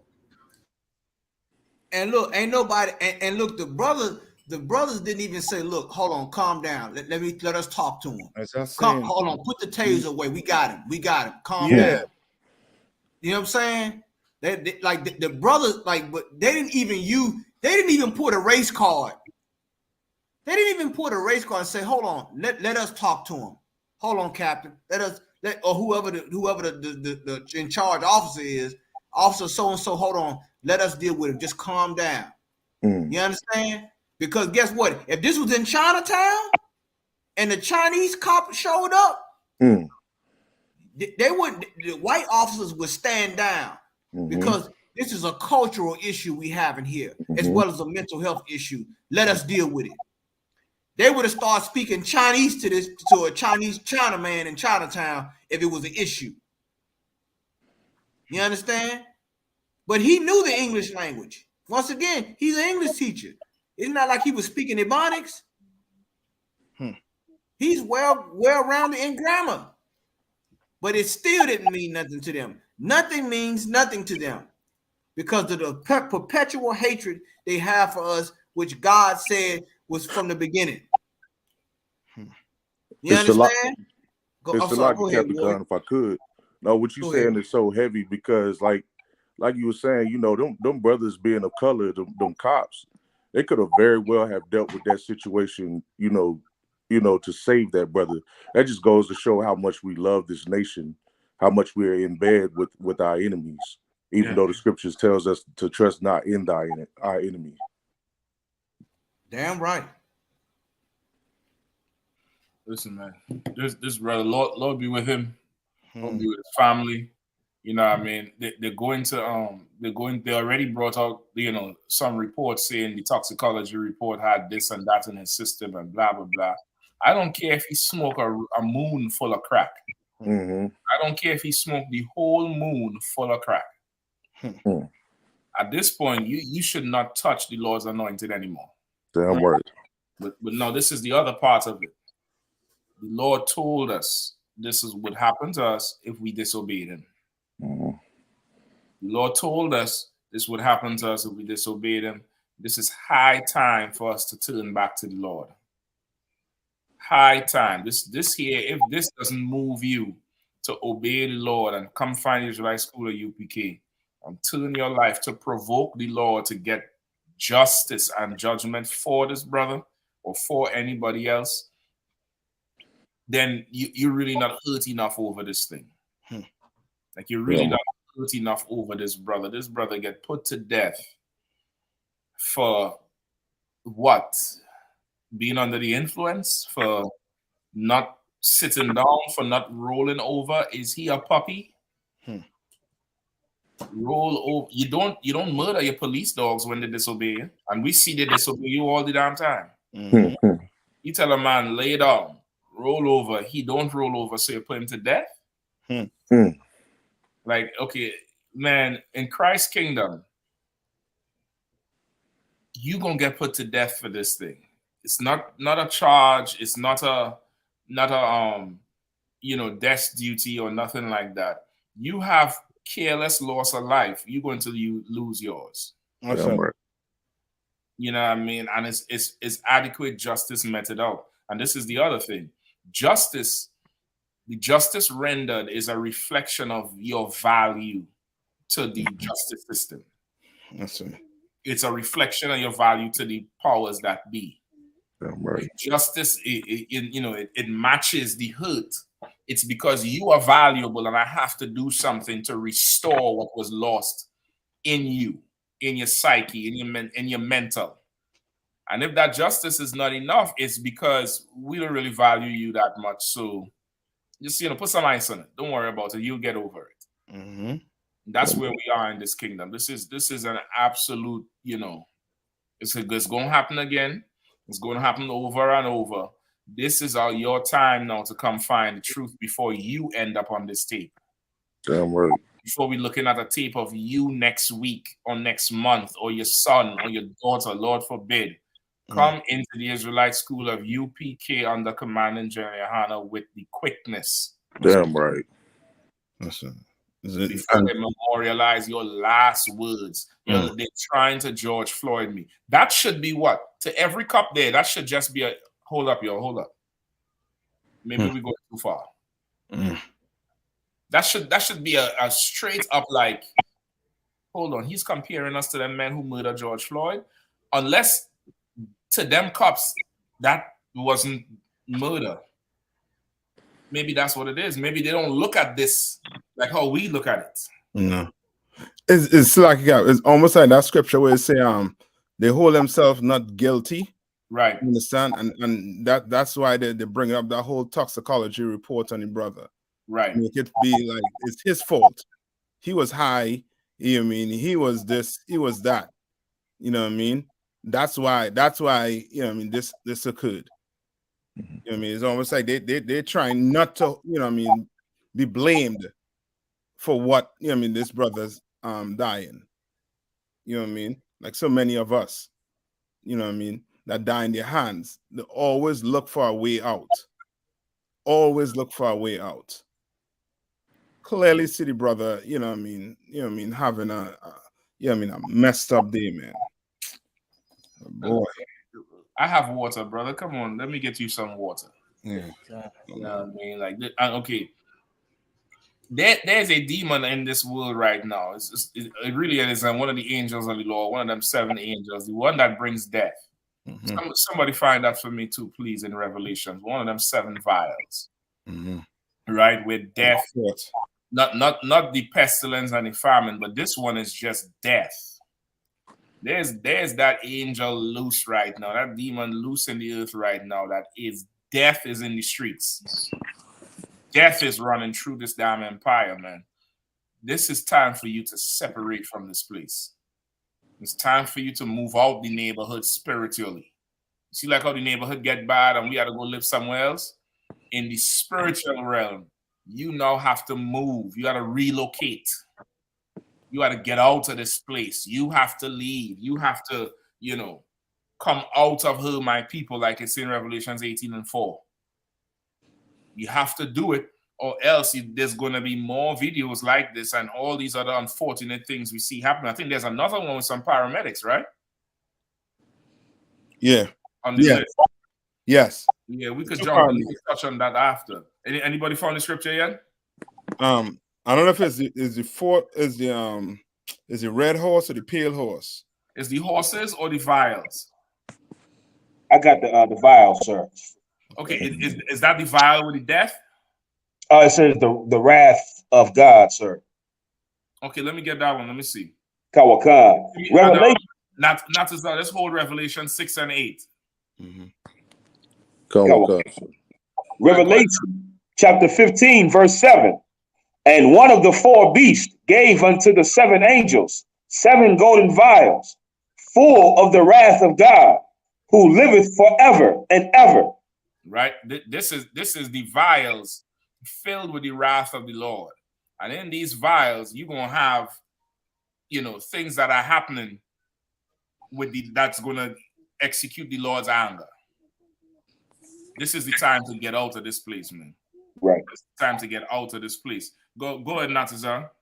Come on, God. It says Revelation 6 and 8 says, and I looked, and behold, a pale horse, and his name that sat on him was Death, and hell followed with him, and power was given unto them over the 4th part of the earth to kill with sword, and with hunger, and with death, and with the beast of the earth. Brother, that's what's going on in this empire right now, in this world. To kill with the sword, with hunger, with death, and with the beast of the earth. And this oppressor is the beast. That's what the Bible said. He is the beast. And we suffering under it. Time to leave out this world, man. Time to absolutely leave out this world. Okay? Let's move on. Let's get that. Let's touch that other story with the paramedic. You know what I mean? And you all heard about the senator that lied his way into the government? Wow. Oh man. Oh, I think I this senator. I mean, okay, no, he's a senator or a councilman. I don't know. I hear about this story, but it ain't shocking. Somebody pull up George Santos. It's like it's one of the stories. No, it's not one of the stories. Oh, okay. Just pull up I think that's his name, George Santos. Yeah, that's it. Pull up George Santos. He looks like a sodomite too. He looks straight up like, Sodom and Gomorrah. God, sir. Go ahead. God, sir. New York Republican George Santos. His resume. It's like I'm gonna get a different article, so they want me to subscribe. Give me 1 second. No, you see him here. You see where he is. He in the rotunda. Right. Yeah, I mean, you brother, you gotta get clearance to go in there. That's big boy status right there. Go ahead. Anybody have it? God, sir. Did Republican George Santos lie about everything? The Republican representative who allegedly made up his life story explained. The biography of newly elected Congress member George Santos seemed quite impressive. The 34-year-old son of immigrants had graduated from Baruch College, a public college in New York. So he's a newly elected. He made it, y'all. He made it. Keep going. Before going on to work at firms like Goldman Sachs and Citigroup, Santos eventually became a successful financier who started an animal rescue charity. The problem is that biography was apparently a lie.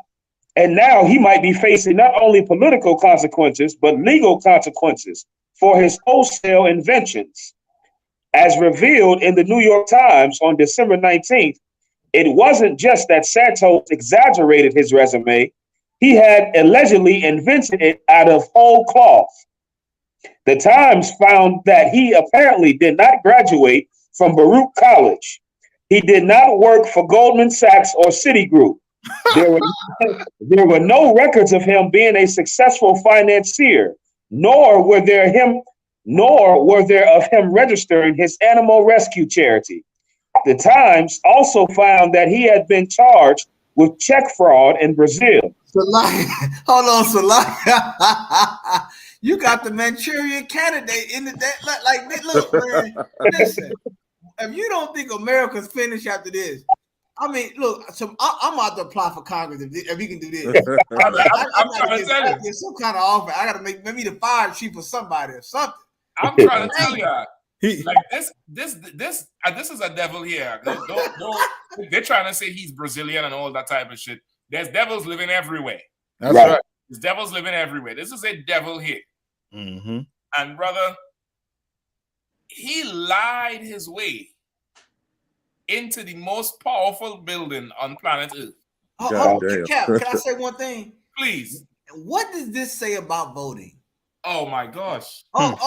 See, a lot of people out there they're not ready for that conversation now. See, you were saying all this time about the UPK, y'all apolitical, y'all don't believe in voting. Well, what does this say about voting now? Right. Because he lied on his resume. He built up a fake, he copy and paste his resume. Goldman Sachs. Do you know? I mean, Ernest, all them different. I knew somebody who worked for Ernest and Young and them different places. You can't just get up in them places. No, they're gonna check you up and down.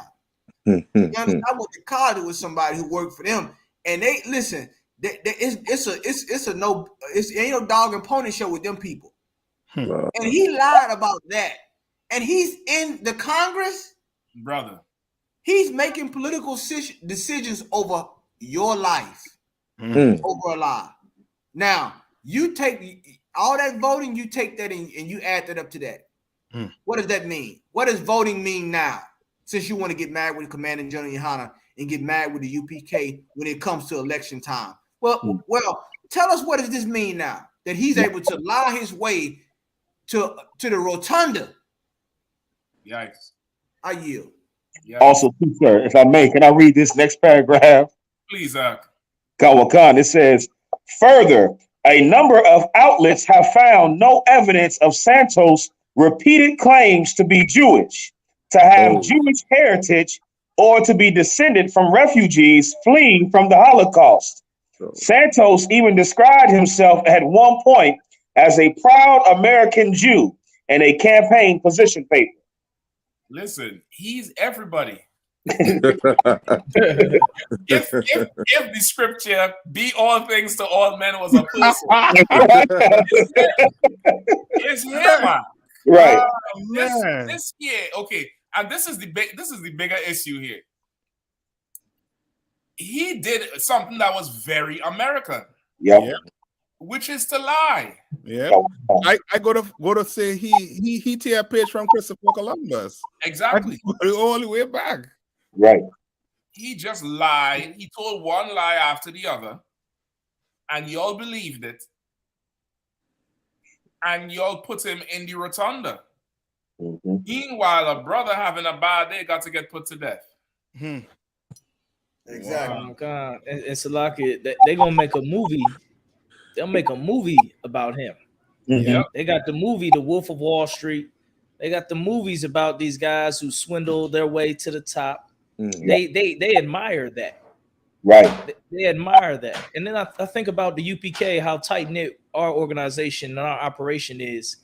If a man just came in here and said, yeah, I'm officer such and such, I'm under the Tennessee camp, so I'm going to get up in here, and if he was able to just get up in here past us and get into the councils and get into the ranks, and we wouldn't even know.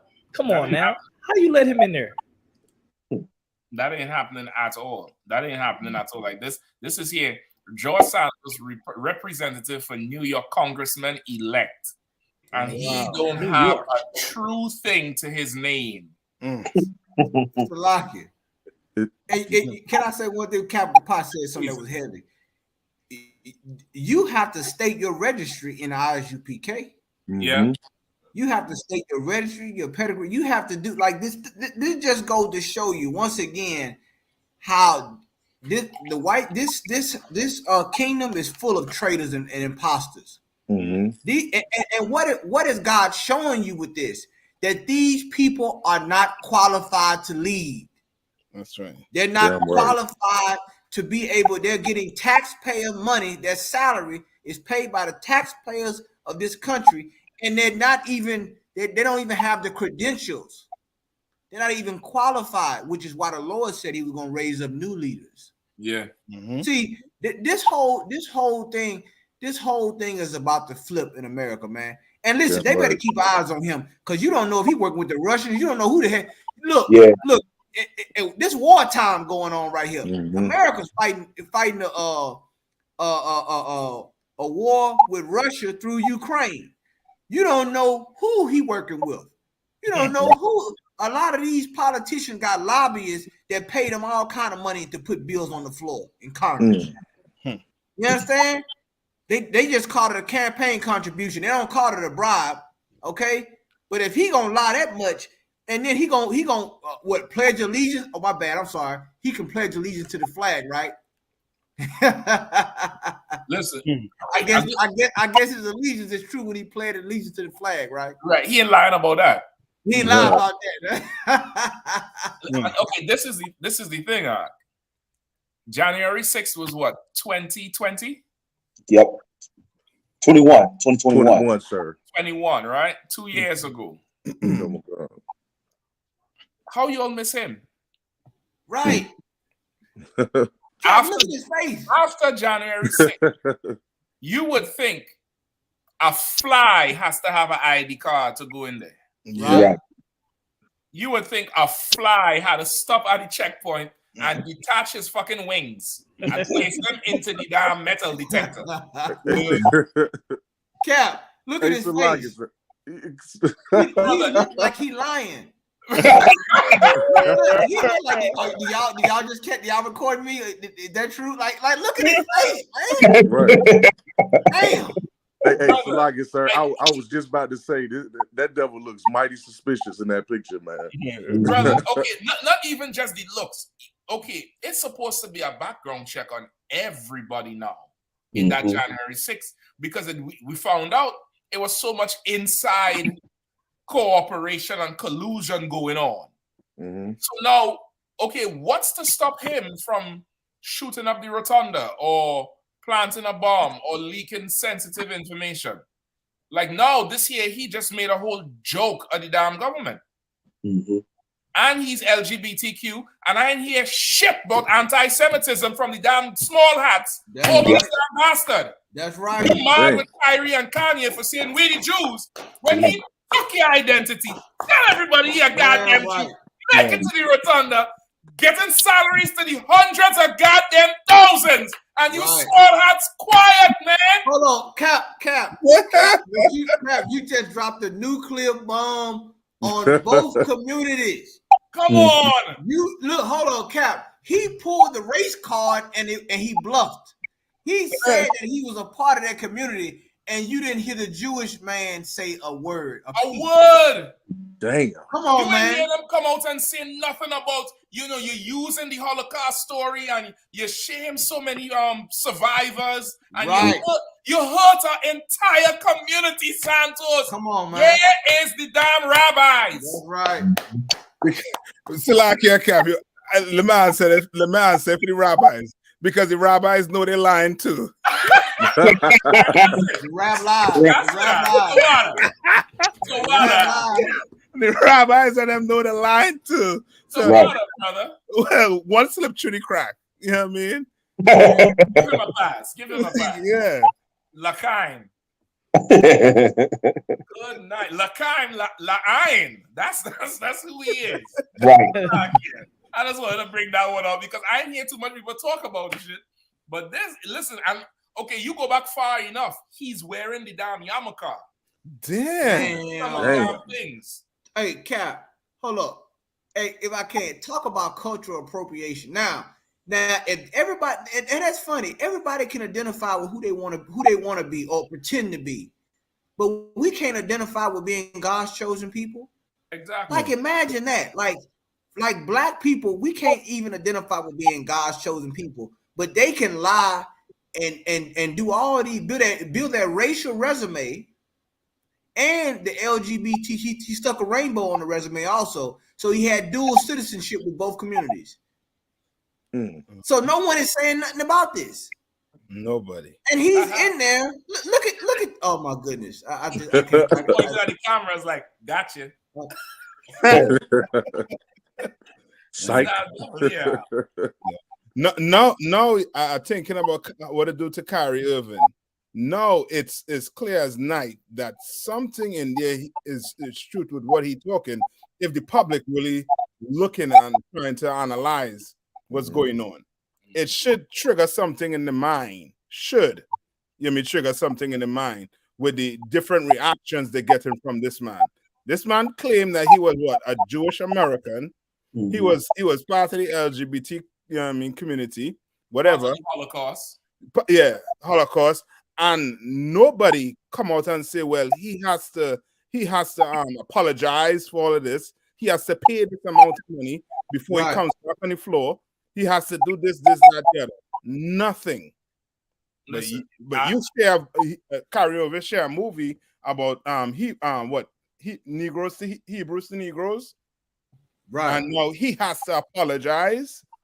Come on, civilians. Come on, I don't know about y'all, but I'm going to redo my resume tonight. Hey, look, hold on. Hey, Cap Mashak. Hey, I'm about to work for NASA by the morning. Listen, I did 2 tours. I graduated cum sum laude from Harvard. Right. You know what I mean? I'm about to review this resume, Akim. You forget playing the lotto. I'm going to write my own goddamn check. That's it. I'm going to go up in that interview like, you know, blow out my hair like Cornel West and get one of them glasses like how Santos had. You see, he got the glasses. You know, the glasses that speak intelligence to the fools. Right. You get the point? He pull up I in mean, that he thing. got the Where's Waldo glasses. Like now you see me, now you don't. Like this like this is ridiculous. Brother, he a whole different guy when he got the glasses on. Listen, he take them off, he's somebody else. Elon Musk, I listen to my resume said I started Tesla. What you see by any morning? It's like it too, sir. And if I may, sir, it's almost like this devil knew exactly which groups to choose to perpetrate in order for nobody to question them, or in order for anybody to now look deep into them. It's almost as these devils know that you can't speak about the Jewish man and the LGBTQ community, and I think that's how he was able to get through so long without being looked at, because that's the reality. If you're Jewish, or if you're part of the LGBTQ community, or God forbid both, you're allowed to say and do whatever you want, and nobody's going to fact check you. Everybody's scared to speak against you because of the title of being a homophobe or anti-Semitic. And I think this devil, he capitalized on that privilege that these small hats and rainbow toters are using. Yeah, he for sure did. He for sure capitalized on that. You know what I mean? Come on, John. Go ahead. No, it's going off what Officer Kazak Ahmad said. These are the two protected classes. One of the two protected. You got the LGBTQI mafia. You got the small hat community, and like you said, and listen, and he kind of used both of them against each other for the fact check. Meaning, if you check and say I'm gay to see if I'm really gay, the Jewish community will come after you. If you check and see if I'm really Jewish, the LGBT, he used both of them. Once again, he's playing chess. And let me tell you something. He strategized with this too, also. And he strategized in a way he may have probably had one or two references. He may have said, look, here's a picture with this guy, I'm gay. Here's a picture with me, the yarmulke, I'm Jewish. And probably went to a synagogue and everything. But there's a way that you're able to mask who you are in this place. You know what I'm saying? But it's only going to happen for so long. But that's what he did. You know what I'm saying? You know, on social media, you can be anybody now. Social media. So, I mean, he probably had a good, what you call those pages? Not Indeed pages. The one where they have all the professionals on. LinkedIn. LinkedIn. He probably had a LinkedIn page. He probably went to Israel. He probably attended the gay pride parade. All you have to do now is have a photo op. The optics got to be there. That's it. And if the optics, they say a picture's worth 1,000 words. You know what I'm saying? But sometimes you got to add the word lie in a picture. You understand? Because you can't believe everything you see, which is why the scriptures say we walk by faith, not by sight. You understand? You'll be deceived if you trust in your five senses in this place. You understand? We spiritual. Like look at oh my goodness. Like this just showing you, man. Like he just look like a straight up fraud, man. You understand? It's letting you know right there what time it is with politics. But guess what? You trust in voting, you voting for a liar. You voting for somebody who not real. And how much more of them in there is like that? Like that's what you gotta look at. He ain't the first to do it. So how much more of them in there is like that? Right. How much more of them in there is in the police force? How much more of them in there is in the daycare with your kids? Like, brother, I'm going to try my luck out. Everybody talking about the Mega Millions. I'm going to create 12 resumes, brother. By Monday, I'm going to be CEO of, of USDA. I'm going to be in charge of the USDA. I'm going to be Dr. Fauci's boss by Tuesday. Right. Hey, have a shot. You're going to say we got a new variant. We got a new variant out. It's crazy. And this is not an uncommon thing, I don't know if you remember, there was a brother in Florida that did it. Young brother, like he was like 20. And he told everybody he was a gynecologist. And he was checking He was checking every box from here to Kalamazoo. And he was doing it for some years, I think. But he was young as shit. God, he had an office and everything. The office, he was giving them a diagnosis. He was, I mean, he was Googling everything. Hold on, he had the white coat on, right? Yeah, the white coat. And he had like the mohawk, like it's kind of like the side shaved off. I said, this brother right here getting paid out here, man. Like he had the whole white coat on, everything. Yeah, listen, brother. Hey, Mashak, you gotta go on there as far as Chibosa said. There's a new variant out there that is causing white people to lie. The Caucasian 19. Con, if I could, this remind me of there was a story a few years ago. There you go. Of they was paying for the SAT scores, right, down in California. They was paying for these SAT scores, and they get to these colleges and they tell them, take the easiest classes just to get by and get the degree. So you thinking these are some super educated, super smart guys, when they just was drunk all 4 years of college. That's it. It's crazy. And he's your boss's boss. Yep. Man, yeah, listen, man. Listen. House of Cards. House of Cards, boy. But listen, I'm gonna try my luck. I'm telling you, I ain't playing.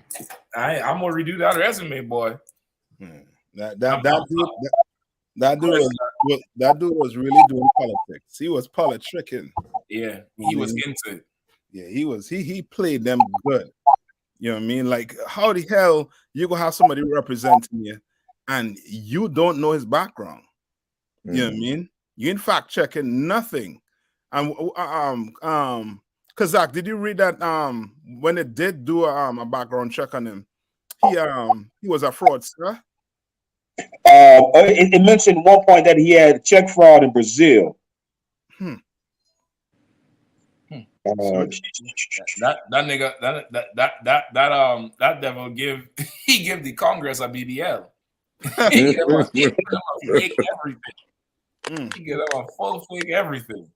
Let's get the other one with the paramedics who let that brother die, and then we'll jump on to the mother of dragons, Queen Daenerys of Tennessee. A song. Not a song of fire and ice, a song of handcuffs and I don't know. And batons. And batons and long black nightsticks. Good night. Oh man. Illinois paramedics who smothered black man and refused to help charged with murder. Damn. 2 paramedics, Peggy Finley and Peter Cadigan, are being charged with first-degree murder after not properly restraining a black patient. Officers were called to the scene in Springfield, Illinois, where a family member claimed that Earl Moore Jr. was having a hallucinatory episode. Moore said he saw multiple people with guns inside his home. Salakia, there it goes again. A brother having a bad day. Go ahead. Come. Police arrived on the scene and requested medical assistance for Moore. The video posted on the Sangamon County government YouTube page showed body camera footage of Moore sweating profusely and rolling off the bed onto the floor. Shortly after, EMS worker Peggy Finley arrived. Finley, showing signs of annoyance, can be seen pulling Moore by the arm, telling him to get up and quit acting stupid. One of the supervising officers can be heard trying to get Moore to stand up to go to the hospital. Finley's response was, you're going to have to walk because we ain't carrying you. And I am seriously not in the mood for this dumb shit. In a press conference held on Tuesday, local NAACP chapter president Teresa Haley said they didn't show any compassion whatsoever. This was a black young man who lost his life due to negligence, and we want to make sure justice is being served, Haley added, according to KWTX. Officers finally got him outside, where Cardigan is seen waiting with a stretcher. As the police helped him, Cadigan is seen forcibly slamming Moore onto the gurney, face down. Damn. The 35-year-old died at HSHS St. John's Hospital, reported by WCIA. Sangamon County Coroner Jim Alman classified his death as a homicide from asphyxiation because he was restrained tightly, face down by Finley and Cadigan. Sangamon County State's Attorney Dan Wright said the paramedics know force of that nature can be deadly, knowing based upon their training, experience, and the surrounding circumstances that such acts would create bodily harm and/or death in violation of the criminal code of the state of Illinois. Potential penalties faced by both defendants include a range of 20 to 60 years in the Department of Corrections, Wright said. Arrested on Monday, both Cadigan and Finley are being held on $1 million bond. Yikes. That broad on the left, brother. She what's the movie Maleficent? She looked like the witch that just floats over to you. Or the Texas Chainsaw Massacre family member, the females. Yep. That I got Hills Have Eyes. There's always a female, the Karen, who's like a part of the death of killing of the family of whatever's going on. Yeah, it's a. And where was this? In Illinois. Yep, come. Boy, listen, man. Them states, Illinois, Wisconsin, all that area up there is, Indianapolis. Them devils there is, I mean, like everywhere else. That they take justice into their own hands. But that's a rough situation. This brother's still very young, 35, and you fall into the hands of these two. Like, we can't be wasting no more time out there, man. You know what I mean? Them corners ain't got nothing for you, brother. You know what I mean? And them religions out there, they ain't got nothing for you. Got nothing for you, man. The cops killing you, the paramedics killing you. Oh my word. The drugs killing you. The snitching killing you. Boy, So go ahead, Carl. Like you said, right? It's death on every side, man. The paramedics, they weaponize the paramedics against you. Yep. And they like I said, once again, all these are what they quote unquote call first responders. Yeah. You understand? But what is this showing you? The Lord is showing us we don't have no other option. See, the thing is we've been believing that we have options to this place, but you don't. You understand? There's only life and death. There ain't no other options. You understand? You're gonna either do it God's way or you're gonna lose your life. Yeah. Like the Lord said his spirit ain't gonna always strive with man. He said that in the scriptures. You understand? Like we see what death look like. You know what I'm saying? We see from getting arrest to a cardiac arrest, then you get paramedics that speed up you dying. You know what I'm saying? That end up killing you, man. Like, come on, man. Like, we gotta see that this is not life the way we living. This is not life. Like, we dying like this, right? And it's story after story after story till you don't even want to hear no more. Almost. That's how bad it is. It's almost like, man, but this is our life. These are the things that nobody likes to talk about when MLK holiday comes around. Nobody likes to talk about when it comes to Black history. No one likes to talk about this. Right. You understand? They don't want to have these conversations. The Cap, it's like you said, like how much more has to happen to us before we realize that these people hate us. They absolutely hate us. Yes, it's I mean, damn. If I'm sick and this bitch jump out the ambulance, it's all right. Wrong house. Wrong house, bro. I could be bleeding out of, a hole, a 5-inch hole in my chest. She jump out. Wrong house, woman. You know it's that too for them to put you on one of them, what do you call it, a gurney, strap you down, face down, and you stifle to death? Yo, them is some evil bastards, boy. Listen, them is some heartless monsters, boy. Jeez. I'm gonna go one further with you. They're the same ones who murdered that 13-year-old boy in DC. It's the same motivation of, I'm tired of these niggas and their shit. That's what this is about. They're the same cops that murdered that brother, Keenan Anderson, in LA. When you see that out of protocol type behavior against people randomly like that, it's I'm just tired of these people. Yeah. The empire has moved from oppressing the slaves to oppressing their own people. And their own people don't look at the empire like the empire is the reason. Some of them, that's why they stormed the Capitol. But even the motivation of storming the Capitol comes from the same thing of, is these black and brown people in here? If they weren't in here, there would be more money to go around. Yeah. You're a drain on the economy, you're this, you're that. So some devil lying about being a senator, that's not a problem. But this brother here, who needed some help, he's the problem. He got to go. Don't waste no drugs on him. Don't worry about it. Kill him before he gets to the ER. But we a hate group. Not Nurse Jackie. Not Nurse Jackie over here. She ain't a hate group. It's a lot, good sir. If I could, look how far that politician got before it kind of bit him in the ass. And just look how long it takes, or really not how long it takes, but look how what kind of time it takes for a brother to just get killed in the street. Like it takes no time. Right. Right. Yeah, it's we in a bad place here, boy. Yeah. Absolutely bad place here.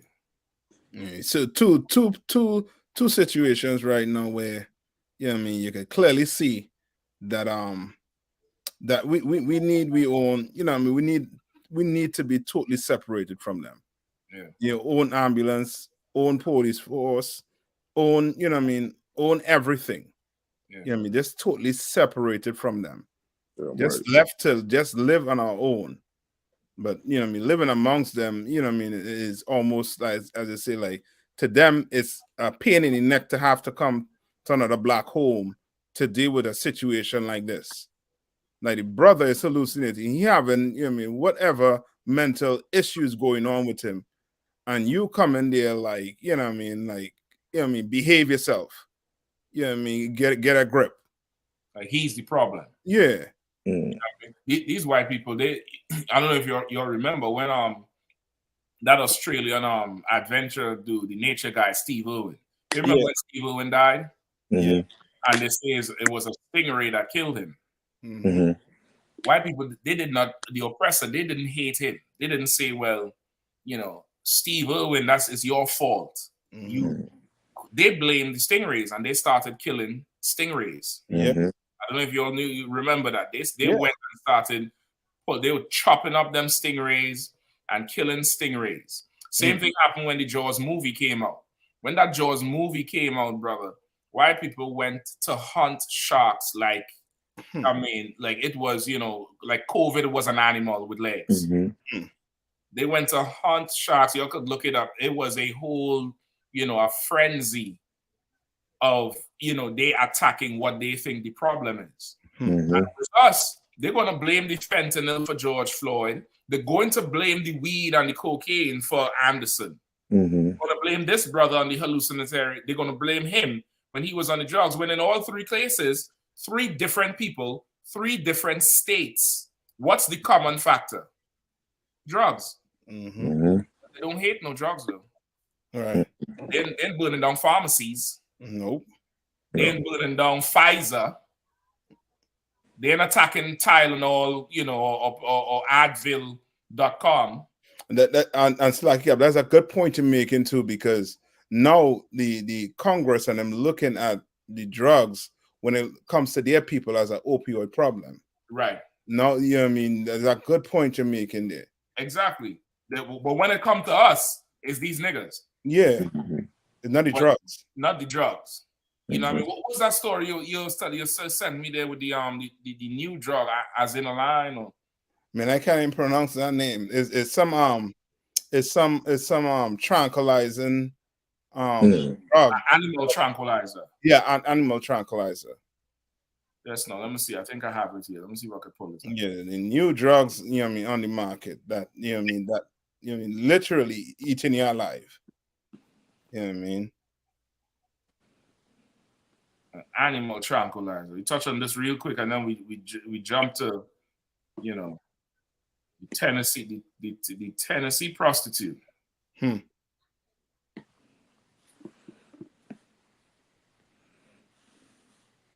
Hold on.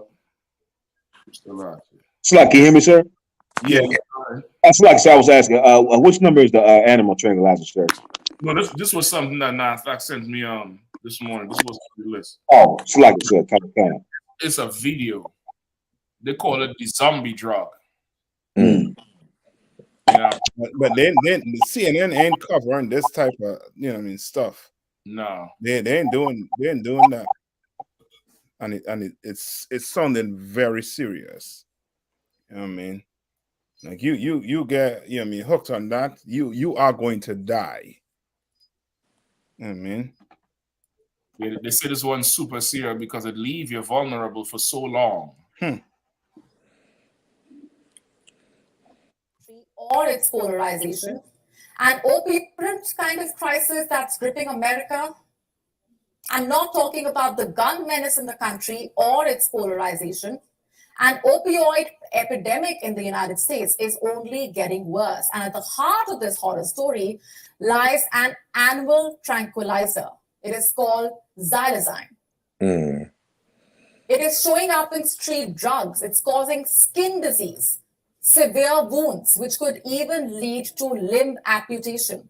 And it is leaving law enforcement agencies puzzled. First things first, what is xylazine? The animal tranquilizer is known by street names like Tranq, a zombie drug. It came into being in 1962 as an anesthetic for veterinary procedures. In human beings, the drug led to the respiratory depression and low blood pressure issues. So the trials were stopped. It then started being used as an addictive substitute for heroin. And this started most likely in the 2000s. It causes wounds, which, if left untreated, can lead to amputation. It can knock you out for hours, so it can leave the users vulnerable for long periods of time. God damn. Let me now tell you what's happening in Philadelphia. More than 90% of the lab-tested dope samples there were positive for xylazine. More than 90%. And this problem is not just limited to Philadelphia. This is happening increasingly in drug hot zones across the country.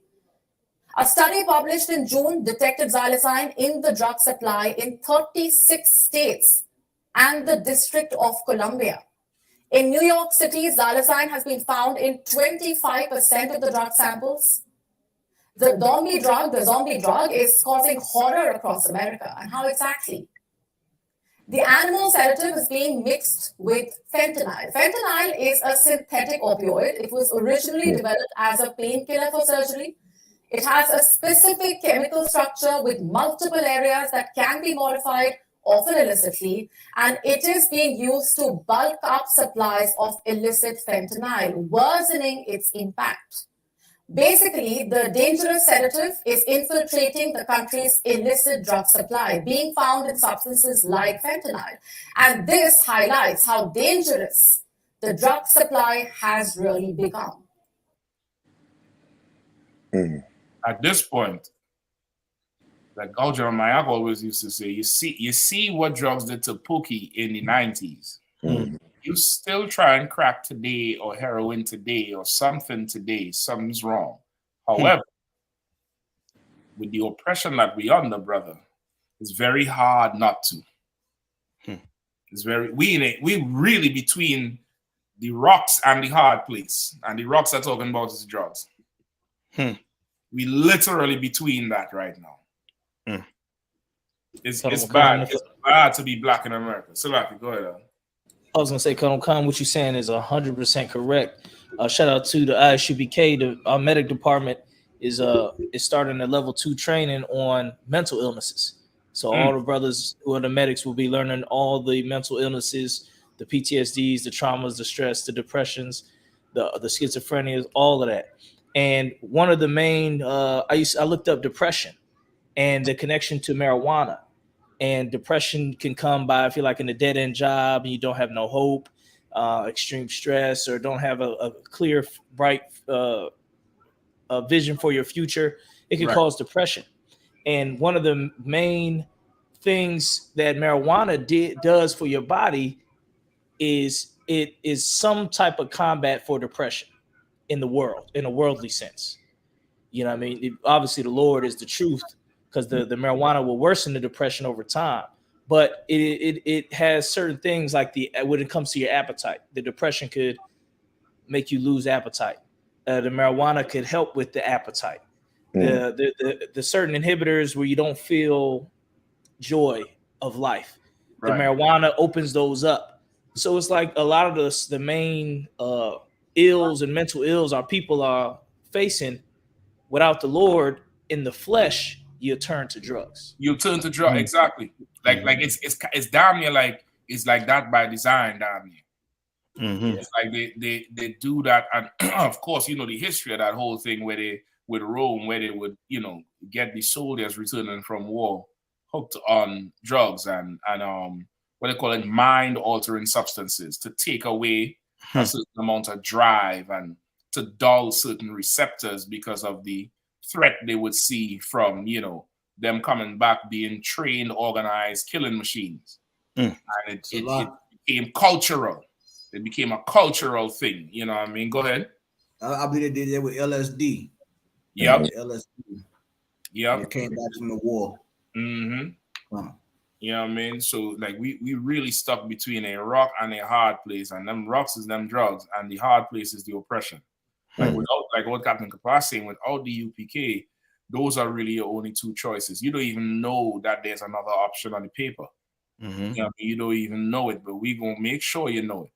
You know what I mean? Like this time here, this is not the time to be playing around with no drugs, man. This is not the time for that. And like I say, COVID was such a blessing to live through, and this is why. And this is not a stab at anybody who lost people in COVID and stuff like that. But we got to see for a second behind some of the curtains of the empire. You got to see what your children was learning in school. You got to see who you was married to. You got to see, how this place really could function without you being on the roads every day. And because of that, now you pay attention more to what your children are looking at and listening to. You can steer them away from this road that's being put in front of them. And the road that's being put in front of them is, almost like being a drug addict is an alternative lifestyle. Like that's really what it is now. It's like I choose to be a hippie. That's just who I am. I need these things to survive. Blah blah blah blah blah. When you could structure life, you know what I mean, that could be more fulfilling. And you wouldn't need that option. Go ahead. And if I could say one more thing, when I was in high school, I was trying to find some more pamphlets and information dealing with knowledge of marijuana, because I used to smoke it, but then I would not smoke it. And so I was trying to help our people in my high school, help the other students learn about marijuana, but not to make them smoke it, to show the bad effects of it. Right. And that was one of the hardest things to do. To find some pamphlets and information telling you not to smoke marijuana was hard to find. You could faster find why you should. Yeah. Because this empire is pushing it on the movies, on the TV. It's half legal. The cops is in on it. They're that's like the easiest way they can pull you over. Oh, you got the weed, but I heard it's legal, but I heard it's not. Let's search your car and find out other stuff and everything else while we at it. Yeah. This whole empire is pushing you to be a drug addict. If I could, and what you're saying, what both of y'all said, Captain Kapaj is so right. because when you they basically make it like you said, it's like it's part of our culture has been infiltrated as black people. Right. Like with the music and everything. I would listen to one of these young brothers, man. It got a song out. I forgot the song. I heard the song, and he said, "I need a purple Sprite to get me through the night." Meaning like the syrup. You know what I'm saying? He put it in his soda, and he need that to get him through the night.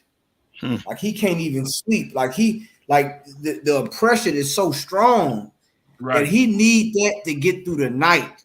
When it's dark is when, you know what I'm saying, like when the demons come visit him. You know what I'm saying? When he can't even sleep at night because of all the things that he done or things he done seen, that he need this drug to get him through the night. Like that right there, that's hell. That's hell. That's a dark place that our people are in. It's like kind of. And so like it too, you know what I mean? It's almost like, as you're bringing out, he is creating a problem. He creates any problem, and then he giving you, you know what I mean, the solution that is not right for you. You know what I mean? That's only like, you know what I mean, like a bandage. You know what I mean? He ain't really taking care of the, you know what I mean, the problem itself. You know what I'm saying? But he is creating all this problem that black people and all this stress that we having, he is creating it. It's just like in Egypt, right? When Moses came to get us out of Egypt, and Pharaoh was like, "Oh, you all have enough time on your hand," took the straw away from us and told us to go make brick. Go continue working harder and harder and harder. So now a black man, he don't have the time, or you know what I mean, or as blacks or Hispanics and Native Indians, we don't have the time to sit down and really analyze what's going on in our lives. You know what I mean? What's the problem? You understand? So guess what? You smoke some weed, you do some drugs. You understand what I'm saying? You choose the easy way out. You understand? And your oppressor, he knows it because he's creating the problem. Exactly. You know what I mean? Come on. And if I got the scripture for you, Jeremiah 6:14, they have healed also the hurt of the daughter of my people slightly, saying, "Peace, peace," when there is no peace. And there you go. That's the vibe. That's the whole vibe on the weed. The whole vibe on not just the weed, but the getting high. To calm everything down, peace, because really the oppression is war, is an act of war. And the only way to fight oppression is to fight it back. But of course, you're tired of fighting, you don't want to go to war no more. So you eat, or you tap that vein, peace, or you pop the pills, or you sip the syrup, right? If I could just address this fool in the chat room here, right? Real Talk LLC, Genesis 1:11 and 29 says it's a herb, not a drug. So is cilantro, dummy. I don't see you smoking that. Yeah. I don't see you smoking. What's that thing they put on the damn pizza? Poison ivy. Poison ivy. You can smoke poison ivy. Go get some dry coconut husk and roll up some paper and smoke it, right? The oregano. What I'm saying is oregano. Oregano, Oregano. I don't talk like the Yankees now. The oregano, right? The oregano. That's the. So we saying the same word now. Like, what you talking about? Yeah. And you know, so crazy, man. Like people, it's a lot of things come from the earth. A lot of things that can kill you that come from the earth. Right. You understand? You got everything come. A lot of things come from the earth. You understand? But everything ain't for to be used and smoked. You understand? And not to be put in your body. You got things in rain. You got things in the rainforest that will put you down.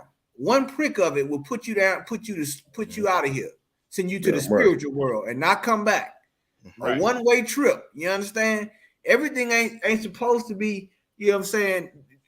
A lot of you drug users and trying to find a way where you can just use drugs and let me tell you like this too. Also to this, it's a big misconception. Black people don't do drugs recreationally. That your oppressor does drugs recreationally. Exactly. You're doing it to self-medicate the oppression that you under. That's it. White people, they do drugs for recreational use. You doing it to try to get your mind out of this reality that you in, this oppression. So don't fool yourself with that. Exactly. And also too, like why would you try to harp on a product that you know that your brothers and them in prison for and being killed over? Why even try to push that? You know what I mean? But it's what it is with people like this, because okay, look at what he said. He said the white man say it's a drug, and you're all agreeing with Esau. Like this, I understand this argument, and I don't even get angry with it no more. All I ask is that people like this just pay your tithes and let the warriors fight. That's it. You don't have to do this thing, and you don't have to feel less of a man or less of a woman because you can't fight. Right? Like you saying we agreeing with Esau, we agreeing with God, Negro. That's right. We agreeing with God. And we absolutely agree that marijuana is a herb to be used how it's supposed to be used. Not so you get high. Listen, paint is used to go on walls. Glue is used to stick tiles down. Black people find a way to get high on it. Damn word. Exactly. And it's the same thing Captain Kahan saying. This is not recreational. This is an escape any way you can. You know what your life got to be to escape through a goddamn tin of glue? Where you walking around sniffing this goddamn glue, the fumes, just to get high? And then this idiot gonna come and talk about, you know, this, that. You're simple. You're dumb. You're not smart. You're not smart. And really, you're not built to fight anything. That's why you're fighting for a plant. You're talking about being a slave to, you know, Esau and his technology. You a slave to a goddamn plant that I could light fire and burn it. I could burn your God. I could burn that thing that makes you feel good. And I don't need it. Damn right. Save the fighting for the men who could handle it and the women who could handle it. So like, Cap, if I could, the scriptures say that they worship the creature more than the creator. Right. And the thing about it is this: you not, you know, the gardening and green. Look, you not smoking. You smoking genetically modified weed, okay? You're not smoking no non-G. Even if you were, these things have so many chemicals in it now, so much fentanyl. What are you gonna say about all the people who died? You know what I'm saying, smoking weed when it was laced with something. What do you got to say about that? What do you got to say about all the people? The weed is a gateway drug. Was the girl that just died the other day that found her on her porch, the rapper who everybody talking about? That was Gangsta Boo. How she died? How she died? I think it was drugs. I don't know what kind of drugs it was, but it was drugs though. Okay, I thought it was Esau. I thought it was what it say, the technology, or you know. I thought it was us agreeing with Esau that killed her. I could have sworn it was that. I could have sworn it was that. Right. And if I could, go ahead. So like I was just going to say, and you know, I mean, garlic is used to, you know, I mean, for a lot of things to, you know, for to heal you with. It's a herb. Yeah, it's a herb, but you don't smoke garlic. Right. Ain't no garlic dispensaries. Yeah, come on. And they don't even know, Salaki. Go ahead. They don't even know what these herbs. They don't know. They don't know. The Lord haven't given them the right knowledge to what all these herbs are used for. You know how many plants it is on the earth? General Q always talk about it all the time. All different types of plants and different things that have different types of chemicals in it. You don't know what these things are used for. You experimenting. That's what the hell you doing. And you listening to Esau on what Esau's propaganda, not us. That's it, Kahan. That's the real truth. Esau. That's it. Because Esau is the one that pushing that what they're pushing about, right? Marijuana is this type of herb, this, that. Why only zoning in marijuana? There's so many other different herbs that have, you know what I mean, maybe the same effect marijuana would have also too.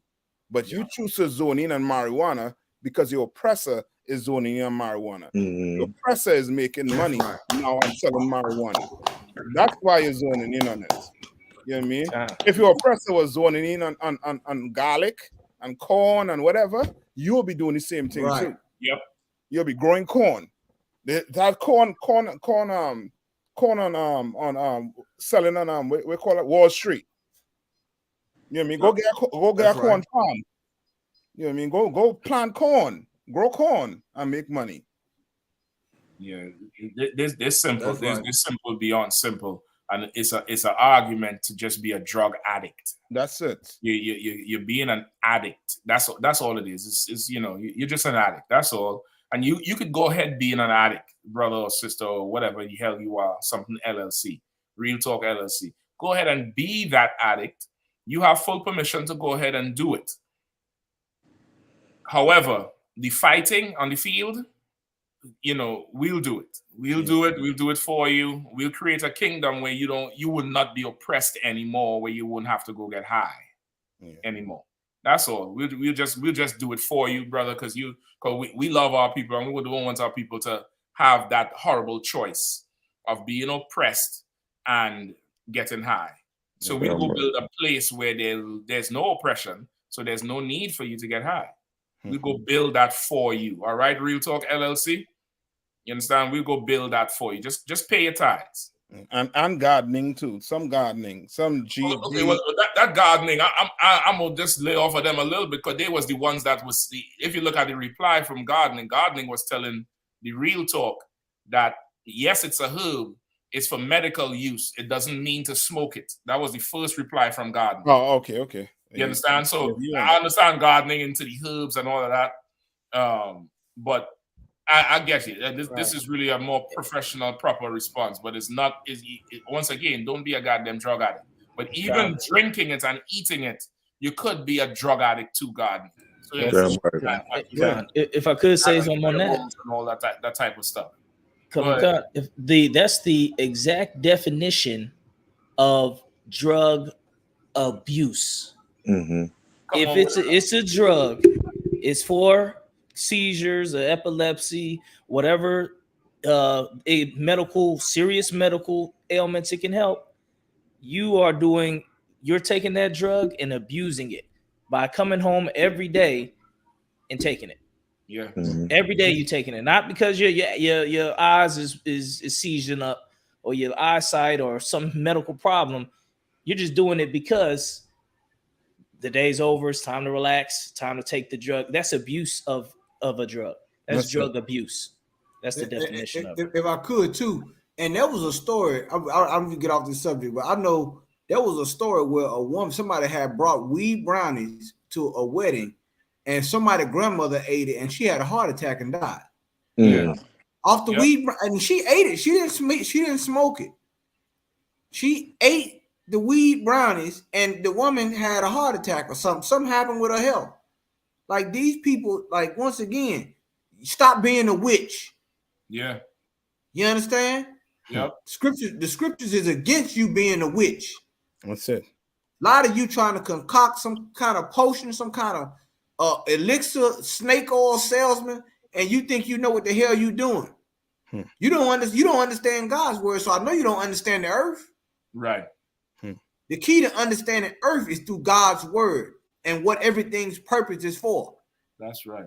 You want to talk about a plant, but you don't even know what's clean and unclean foods to eat, let alone plants. I yield.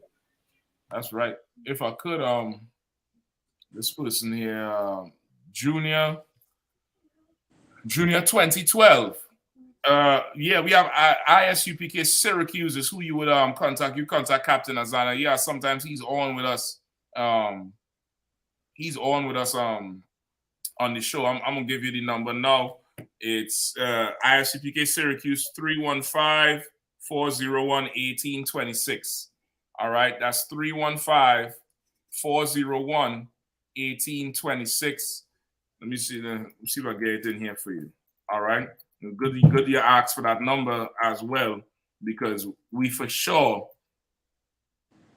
offering the help that brothers and sisters need everywhere. You know what I mean? Right. That's right. If I could, somebody in the comment section said, Themba76 said, I do it because of depression. If you want real help with your depression, call your school near you, man. That's right. We're gonna get you out that dark place of that depression that you in.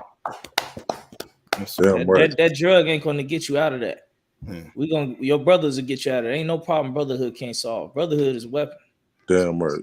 Call your school, man, so you can get out that depression. This seeming like it's a topic we're gonna have to do. right? This is the one here. Temba said it was because of depression. Also, he'd been diagnosed with glaucoma. You know that there's okay. As Captain Kapar saying, you know, you come up in here, you gonna understand how to fight that depression, brother. You know what I mean? You gonna understand how to fight it. You come and get some help. You know what I mean? Messi Matthews said some people got to escape because life could be a bitch sometimes. Messi Matthews, I totally understand you. You know, the UPK is the escape though. That's it. The UPK. You want to escape the Matrix, brother? The UPK is that, you know, that telephone that ring in that movie and everybody disappear and go somewhere else. The I.S.U.P.K is that place, brother. It's that place when you get plugged in or unplugged. Mashak, the think you just roll out your bed and become I.S.U.P.K. That's it. Yeah, I mean, we were smoking weed too. Exactly. Guess what? Yeah, listen, you looking at the weedest smokers. You talking about escape, brother. Shit. That's right. Lock it. About escape. If I could cap like what the brother said, brother Matthews, you know what I'm saying? Yeah, life is hell. We under oppression. You understand? But you getting high, that's not gonna fix it. Like what you need is a natural high. What you need is something that can take you out. Like this, not the cure all. With that right there, you got to keep smoking it. But here, this even our king said, this is the living water. That's it. You understand? You drink of this water, you never gonna thirst. You understand? Like this you want to be free. He's the truth, the way, and the light. You understand? This is where you come to get free. You understand? This is where you come to get free. I just wanted to add that point in. I seen what the brother said about life. And if life is the way it is because we're not living right. We're not doing what God say do. We're not serving our God. You understand? You able to deal with a lot of this stuff when look at the UPK, man. Look at these brothers, man. I mean, look how mighty these men are because what we escaped. We found the Lord, man. We found Commander General YAHANNA, and Commander General YAHANNA taught us his truth, man, and how to follow Christ, man, how to follow the Most High, and that's why we free. That's right. We refined, man. You understand? We not smoke. We not lighting, putting fire to a branch. We went through the furnace of the affliction, the fire of affliction, man, and came out like pure gold, man. If I could, there too, Kahan, even to Messi Matthews and JR Junior 2012, you know, Ayanda Bar, you're welcome, brother. You got the number. But to the brother Messi Matthews and so many other people, brothers and sisters in the same situation. Like, we tried to escape this oppression through drugs too. And you know what I found? It didn't work. Right. It did not work. This is what works. Like how Kahan just referenced Commander General YAHANNA. You know what the most valuable thing to me coming into the truth is you get a license to hate the thing that's attacking you. Okay. You get to hate it with a totally clear conscience. And the problem is we go into the depression with the substance abuse. I think that's the best word for it because addiction comes in many forms. It's not just the chemicals or the herbs. It comes with the food. It comes with immoral sex. It comes with a whole ton of stuff. We get into the substance abuse when we cannot feel free to hate the thing that attacks us and then learn how to attack it back. We sink into the depression when that thing that hurts us, we love it. We love the thing that hurts us, and we just can't believe this thing that we love is hurting us. So now we have to go pacify ourselves from that broken heart. And that's what happens with the addiction. You're really pacifying yourself over a hurt when you should get blood hot mad, angry at the hurt, angry at the oppression without feeling guilt, which is why Christianity is the worst drug of all, because it tells you to love everybody. It tells you you have to love everybody and you don't have to love nothing. Our old people say the only thing I have to do is stay black and die. That's right. So now you get the license to hate what's hurting you, and then you get taught how to go to war with what's hurting you, brother. That's it. You ain't got time to get high at that point. Mm-hmm. You ain't got time for that, brother. You're going to really now, you're going to be given an outlet, a healthy outlet for what's bothering you. You get the point? Like, that's the real therapy. You're going to get that thing. You're going to get that avenue. You're going to get that lane to go into, which is a natural reaction for everybody. A natural reaction for everybody when you're oppressed, when you're squeezed in, when you're, taken advantage of, is to hate that thing that's hurting you and then go to war with it to stop it from hurting you. That's This option here we have is because we don't have the license to even hate the thing that's hurting us, much less go to war with it. And Christianity is the worst drug of all. That's true. Man, YAHANNA always said a crack addict is better than a Christian. That's right. It's way better than a Christian. That's right. Y'all get in contact with the I.S.U.P.K. We're gonna show you how to fight. Listen, don't let that hoe go. Don't let the hoe go. I know we over the time, we late. But we had to bring out the whore of whores. Give me Revelation 17, the whore that sits on the waters, boy. Good night. And pull that story about the Tennessee broad and the husband. Yikes. Yeah. The husband said, I'll stand by you. I'll stand by you. Oh boy. Kind of, if I could, while he's pulling that story out of one, I'd like to give a shout out to the top social media schools of the month of December. Coming in at number 3 is had an adjustment to the numbers. Kylene, Texas. Clap it up for Kylene, Texas, coming in at number 3. Kylene with over 70,000 views. Number 2 is the Indianapolis school. Number 1 spot, chief of social media for the month of December is the Washington, D.C. school headed by Captain Mashak, yours truly right here on the chat, man. Clap that up for the brothers, the whole school of Washington, D.C. Push the truth more on the social media than any other schools of the Lord for the month of December. We're very proud of that school. We're happy for the school's work, and they will be getting a reward, their cash reward, their certificate, and their props. That's right. Listen, y'all, everybody who on this channel, y'all go like and subscribe to the I.S.U.P.K. and hit this BLACKWATCH, share this all over the place. Let this thing go viral. Go check out our new website, ISUPK.com or ISUPK144.com. Y'all make sure and check it out. Support this truth, like, share, and subscribe. Share this with everybody. Tell your friends, tell your family. Don't wait till it's too late. Don't wait till they say, I wish I had told them about the truth. I wish I had said this. I wish I had said that. Tell them now and let them get mad with you, man. Tell them now and let them get upset with you. Put it in front of their face. Let them get mad with you now and don't talk to you now. So when the Lord visits them, they could be like, you know what? Let me see if I had this nigga number still. Let me give him a call. But you will feel horrible if you never told them nothing and they die without it. That's you know what I mean? You go spread this thing all over, flood the internet with it. All right. So where we at? Let's get the yikes. You scared, Greg? Listen, you black women, y'all think y'all the hot girls. This is the hot girl here. You competing with the queen of the damned. This is Daenerys Targaryen. What was first Mother of Dragons. Mother of Dragons. The swallower of everything. Oh man. You know what I mean? This is horrible right here. Go ahead, Tennessee cops, including married female officer, fired after repeated wild sex romps. Wild sex. Wild thing. Dun, dun. You make my heart swing.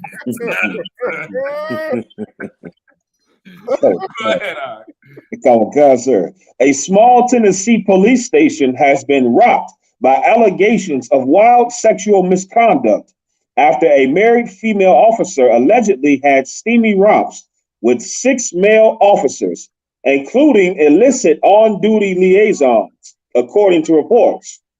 Officer Megan Hall and her fellow law officers. Hold on. Including who? Including illicit on-duty liaisons. Okay, who is on-duty liaisons? What's that? Like confidential informants, snitches, or something? Them ain't cops. Them is somebody else. No, I think they're trying to describe a nasty act in a nice way. Constant. On duty. No, read it again. After a small Tennessee police station has been rocked by allegations of wild sexual misconduct after a married female officer allegedly had steamy romps with 6 male officers, including illicit on-duty liaisons, according to reports. Oh, I see what you're saying. They're trying to make it sound nice. Yeah, what I say, they're trying to paint that. They're trying to paint that nice. She was, you know what I mean. She was, yeah. If listen, and this to prove to you, if they ain't busy murdering you, they abusing themselves with mankind. You hear them say they had wild sex. Now this is another form of addiction. Wild sex. Like, she is already married. Her husband is a cop. That's the picture we just showed before with the guy in the damn beige shit. That's her husband. She was working in some fast food restaurant or some shit before and left to become a cop in 2021. So like, I think she's working at Walgreens. She was working at Walgreens. Oh boy. She was working in the pharmacy with the drugs. I'm sure I'm sure she dispensing more than pills there. It's a lot. She's a dispenser. if I could, Captain Shot. Go ahead. Like this right here, like, and you notice it's some brothers in this picture.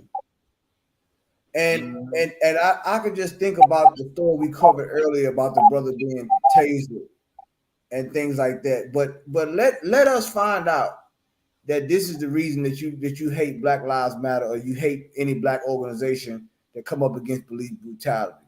Let us find out that sex is the reason why.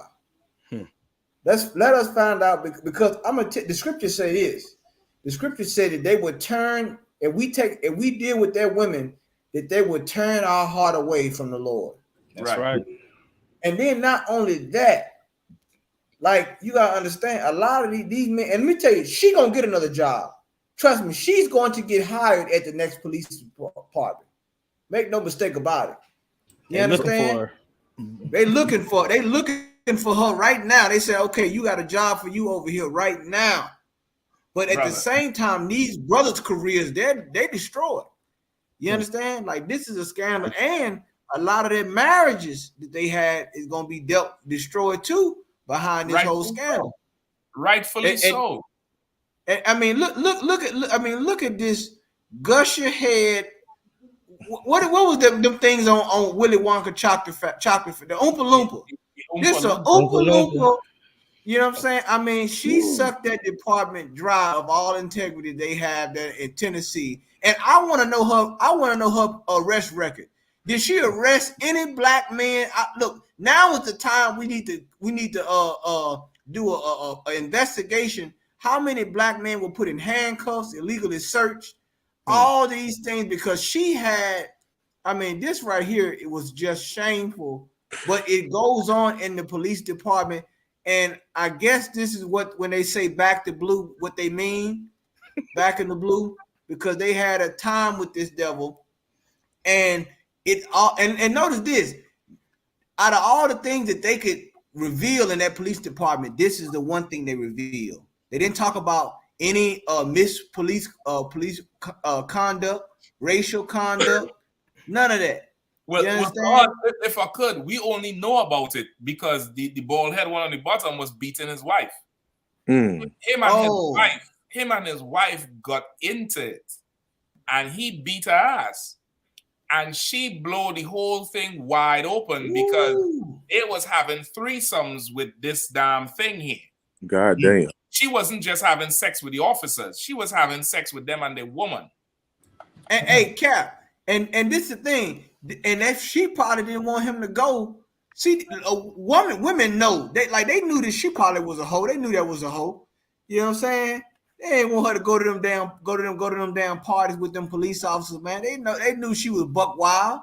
The whole neighborhood probably knew that she was buck wild. I mean, and she was a new police officer, and she pulled rank over all of them by being on all fours. I mean, come on, man. Listen. We got to talk about this tonight, man. It's an MLK weekend. We got to talk about integration. This is integration 101. It's the dream. It's the dream. It's the dream. It's the I'm effing you for God tonight. I ain't a nigga tonight. This is what he's seen. He said he's seen a black man and a white woman holding hands. Right. Making love. Hey, Cap, look. Only in this case, she wasn't holding their hand, if you know what I mean. She was holding something else. And she bragged in the story. She bragged. She said his big black. She was in a police meeting and bragging about the sexual escapade, saying, "Yes, I held his big black. You know what?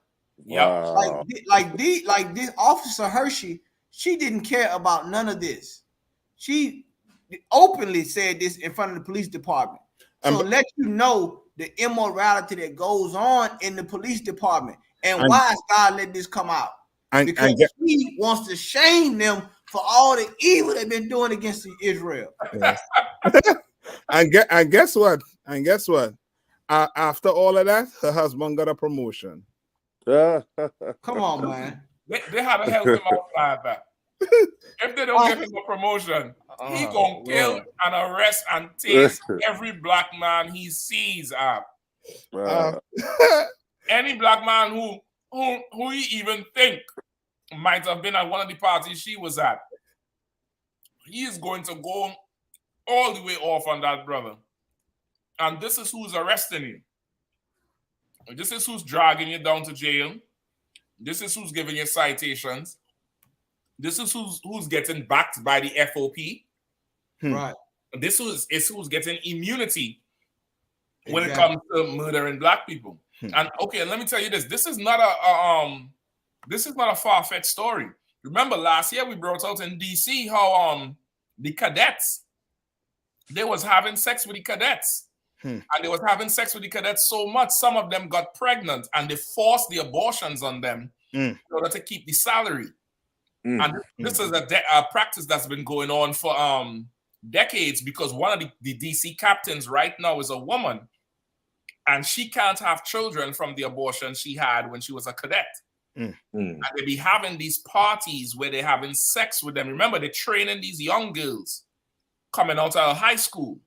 They train them, so you're seeing them running, all the titties shaking, the tail shaking, and they fantasizing about same thing in Esau's military.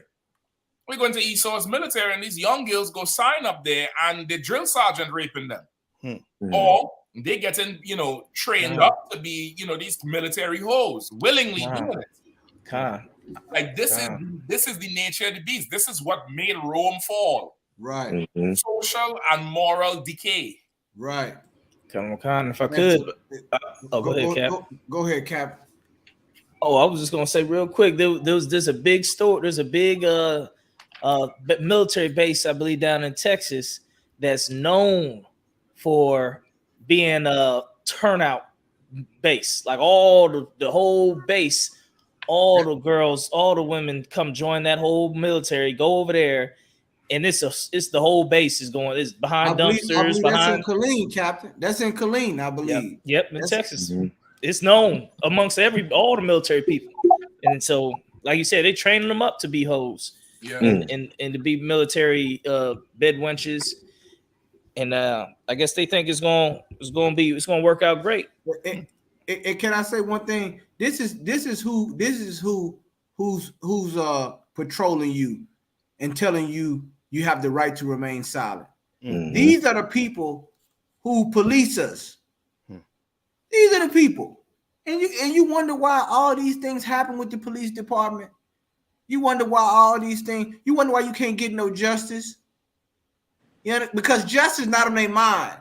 She was having sex with them while they were on duty. in a patrol car. Yeah. Do you hear what I'm saying? If you read the article, she was having sex. I mean, doing a patrol. You understand? And then you want to argue with the UPK? Do you really want to have that debate? Well, explain this. Explain what happened in Tennessee, and it's not that far from Nashville. I think it's only 20 minutes from Nashville. Shout out to I.S.U.P.K. Nashville. I'm sure you're going to take a hold of this story and exercise it every time the police try to harass us at the camp. Because this is going on in their police department too. You understand? But it just goes to show you how the immorality that goes on in these police departments and how we're being targeted. At the same time, they killing us. At the same, look at this right here, man. I can't just get okay. God damn. I mean, this is what you risked all for. And Captain Shock, one of them was a detective. Look, I mean, like a lot of them, some of them been on that force, I want to say for at least 20 some years, 15 years. And like this right, but like I said, that look, she's going to get another job. Brother, okay, they're going to make an example out of her. But no matter where she goes, she got power. Exactly. She will have power wherever she go. And Salakia, Mashak, and you, I would not be shocked if that husband put her up to all of that. Go in there. He looked and just do it. I need to be deputy. Right. At the end of the month, I need to be a deputy. He looked you like go in there and do what you got to do. He looked like he was planning all the parties. I'm telling you. Captain Shot, and you know what's so crazy about it? That's why the scripture said, beware of all whoredom. Beware of all, because guess what? See, once again, like I said, she's the white privilege don't stop, and she's a woman. Right. So, and listen, and notice this could have went south for them, really, because they said it was alcohol involved at the parties. So they saying she was drunk. She went home intoxicated. She could have easily said they raped me. They gang raped me. She could have easily, see, our brothers and sisters don't understand why the UPK, a lot of them don't understand why the UPK is so important. Because we unpack these stories like this, man. You understand? And see, like, once again, this is what goes on. I mean, this story right here that went viral. Everybody, and shout out to all our memers and streamers out there that's memeing this. A lot of them is memeing this into oblivion. We seen the hot dog pics. We seen all. Keep doing your thing. Keep memeing this into oblivion. You understand? And listen, if you got a ticket by the Laverne police force, you need to go ahead and go down there and get that ticket waived right now. Go down there and say I was sexually. You need to pull out all stops because this right here, like I want to know her arrest record. I want to. Did she get anybody arrested? They need to be let out now tonight. Did these officers touch you? Did they touch you? One of these officers, well, after being with her in the patrol car, did they come and touch you? Thank you, brother. Thank you. Get a lawyer, go down there, get it done. Listen, I was touched. The handcuffs was on too tight. If I could, it was a racial role play. She told me she was saying sexual advances to me while I was locked up. Get out. Listen, I said it before and I'll say it again. The officers in the Israelite school at UPK are better than yours. That's it. Right. Because, boy, now, okay, remember, her husband is a cop. And they effing her knowing he's a cop. There's no brotherhood in there. None. There's no accountability. The next thing to come out of this, the only thing to make this worse is a STD. Then it gonna really go viral. Poor baby. Oh gosh. They really gonna go viral now. I'm telling you. Because now, okay, these is the cops who she had sex with. This is only some of them. There's like 6 of them. So it ain't just these 2. But I'm sure there's other people who, they done got together. That's Right. not in the police department. What That's about right. the judges and the parole officers? And Cap. you know, damn. I'm saying the same thing, Cap. This is only scratching the surface. Yeah, man. Like the police department, was she having sex? Did she sexually assault a brother, made him have sex with her in order for him not to be arrested? We don't know. This is a sexual predator we have going on here. Yeah. We don't know what's going on. You know what I'm saying? Like she, and when I read the story, she took her top off at a boat party and just jumped in a hot tub in front of everybody. Wow. This is what they do. They weaponize sex. And now her husband, he has his promotion, and she'll probably get transferred to a new police department with all her stripes, pun intended. and then and just the show just goes on. It goes on and on and on to the break of dawn. This is what happens.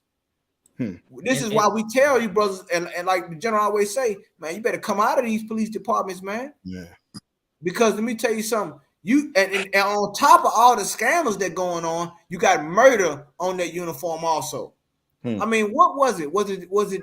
I guess the fact that you was able to put her in handcuffs. What was it? I mean, what? I don't know. That's what I'm trying to fathom in my goddamn mind. Like, this how they deal with oppression, I guess. Okay, this is so excessive. Like, this is really left foot, right foot to the excessive police brutality and murder on the streets. Like, this is not okay. Once again, this is like, you could drink, but in America, you have to get drunk like the white boys. Like, you could you could have sex. You could go get a woman and have sex with her. You could go get multiple women. You have sex with them separately. But if you like having sex, you could go do it. But you had to have the extra sex. You had to say they wild sex, brother. I mean, look at what they do to people on the streets. When they get hype and the blood get hot, the blood come to the surface. Look at what they do to brothers. Think about what the hell was going on in that room. Cap, they said there was images, and they have video and image, but it has not hit the web just yet. Wow. But they saying some of the images. I mean, listen, they saying some of the images that she was sharing and that they were sharing with each other. I mean, come on. I mean, you talk about police department. I mean, they gonna probably scrap that whole unit. Man. That whole unit probably gonna be whole scrap. If they don't scrap themselves, they may commit suicide. The bald head one at the bottom, he's in charge of the K9 unit. And you know how Lassie like her dogs. Oh, man. God damn. In charge of he's a K9. They said it was wild. You hear L. Powell. And I think he's a sergeant. Then these sergeant stripes. That's it. And he's in the K9 units. He loves his dogs. Loves his dogs, boy. That's rough. Yikes. Couldn't get enough of her. Couldn't get enough of her. And this is, once again, beware of all whoredoms, brothers. Choose a woman from good stock of your own people. You understand? Of your own people. Don't go after Lassie, man. Leave Lassie alone. They're gonna turn her into the victim. Right. Cap, it's already happening. They turning her, and see this, and going back to the Martin Luther King holiday, these types of things were going on way back then. Let me tell you, I spoke to an older brother. The brother's got to be like in his 70s, 60s, and his 70s. And in Louisiana, and in certain parts of Louisiana, they have bayous, and the bayous usually split. It's almost like the train tracks. It's split one side. It usually run through towns. And he told me when he was a little boy, it was segregated. So the black people lived on one side of the bayou, and white people lived on the other side of the bayou. And he was saying when he got older, he was like in middle school or high school, that a lot of the boys would, swim in the creek. Right. and the white girls would be looking across the creek at the boys in there swimming, and looking at the boys.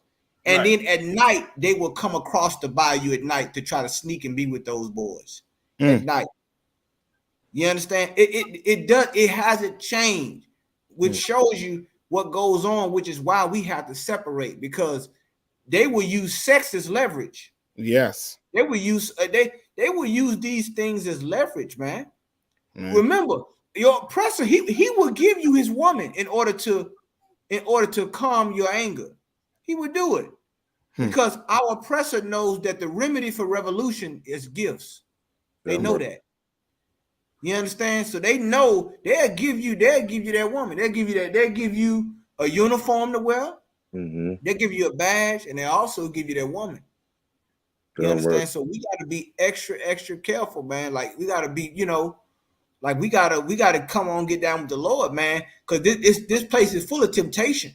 It's full of temptation, man. You understand? I would not be shocked if she was using her to recruit other men to come to that station. I will not be shocked if she was using her to recruit people. Brother. Them men in charge of them places, they're getting creative.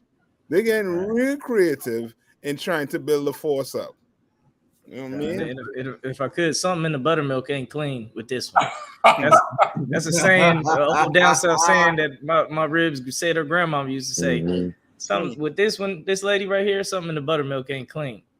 And for them brothers, this is for all you brothers, man. If you go to a job and there's some woman who throwing themselves at you, don't take the bait. Don't take it. Because these cats need to be on suicide watch. Because your face, your name, your rep is all over town, is all over the internet for this right here. They gonna, how you gonna walk? How you gonna hold your head high when you go places? How you gonna hold your head high? Everybody gonna be looking at you, thinking, talking about you. Yeah, I heard this and said did this, did that. Yeah, watch them guys. You know what I mean? Because they're gonna be feeling sick of what they did. It's like how all the demons do. They get you into lust, and then you feel sick and shame for following the lust and following the demon. And they trust me, you don't want to be in that position, black man. It's Salagia, sir. It just to add, come on, sir, Salagia. It's just to add that devil, the woman, she ain't gonna feel shameless about nothing. She gonna be happy to be exactly the way she is and do what the hell she been doing. If I could, Captain, she's liberated. For all you feminists out there, I raise you one. She's sexually liberated. Yep. Because isn't that what you wanted in the workplace, to be treated equal? Well, not only that, she want to be sexually liberated. Well, guess what happened? She went on that job and she used. Someone mentioned T.J. Holmes. That's right. It happened to him too. You understand? Like once again, she's going to be the victim. They are the bad guys. Oh, T.J. Holmes is the news anchor. Okay, okay. Right. These brothers, they have a deviancy that you can't help. No. Because that T.J. Holmes, he went and get some old exotic heathen to please his mind. Like these 12 tribes, these sisters from these 12 tribes, you sisters from the ghetto, from the barrios and the reservations, you too boring for these cats. You too boring. They need to go have wild sex with this. And you sisters, don't be simple. Don't be thinking wild sex is something exciting. That's that shit that the ball is in your mouth and everybody is playing with you. That's not the thing, the exciting sweep you off your feet type thing you thinking about. They have a problem. That T.J. Holmes, his ex, the one he left for this white girl, is some heathen from the Philippines or something. She looked like a sister. She have a look like a sister, but it's not a sister. Same thing with that damn Kanye West. You see, they say he went and married some old white girl in a secret ceremony that looked just like Kim Kardashian. Like they have a deviancy that you cannot help, and that's another form of addiction. Right? Even these them officers who was there, who down with her, Like, look at this. Like, especially this the K9 one. He looked like one of them old, 6'4", super college athlete ass Negroes. The two of them really. Where you damn near could walk anywhere and pick up any woman. You're a big black man. It ain't hard for you. Anywhere. His brother's going down in Dominican Republic and Brazil, talking a little bit of Spanish and talking to women. Like, this is what you risk it for? You have a deviancy in you. And in you that you just lay down with anything and do any nasty thing. You mean to tell me all y'all was naked with her alone in the room? So you're really attracted to each other. Come with gun. Yeah, Star Wars. Damn right. Zoom. That is come with gun. Oh, everybody, lightsabers on. Show me your force. What's the white woman name? I forget the white woman name in Star Wars. I forgot her name. Princess Leia. Yeah. Like, it's a deviancy that you really can't help with these types. Like, these types it comes from a young molestation or sexualization at a young age with something where you already just turned on to that. So that's all you could do. I mean, it is crazy. It is crazy. Now, there's two more things I'm going to say. One more I'm going to give it over and say the last thing after. You sisters who have a problem with a brother having multiple women, just know you could have been married to Officer Dibbles over here.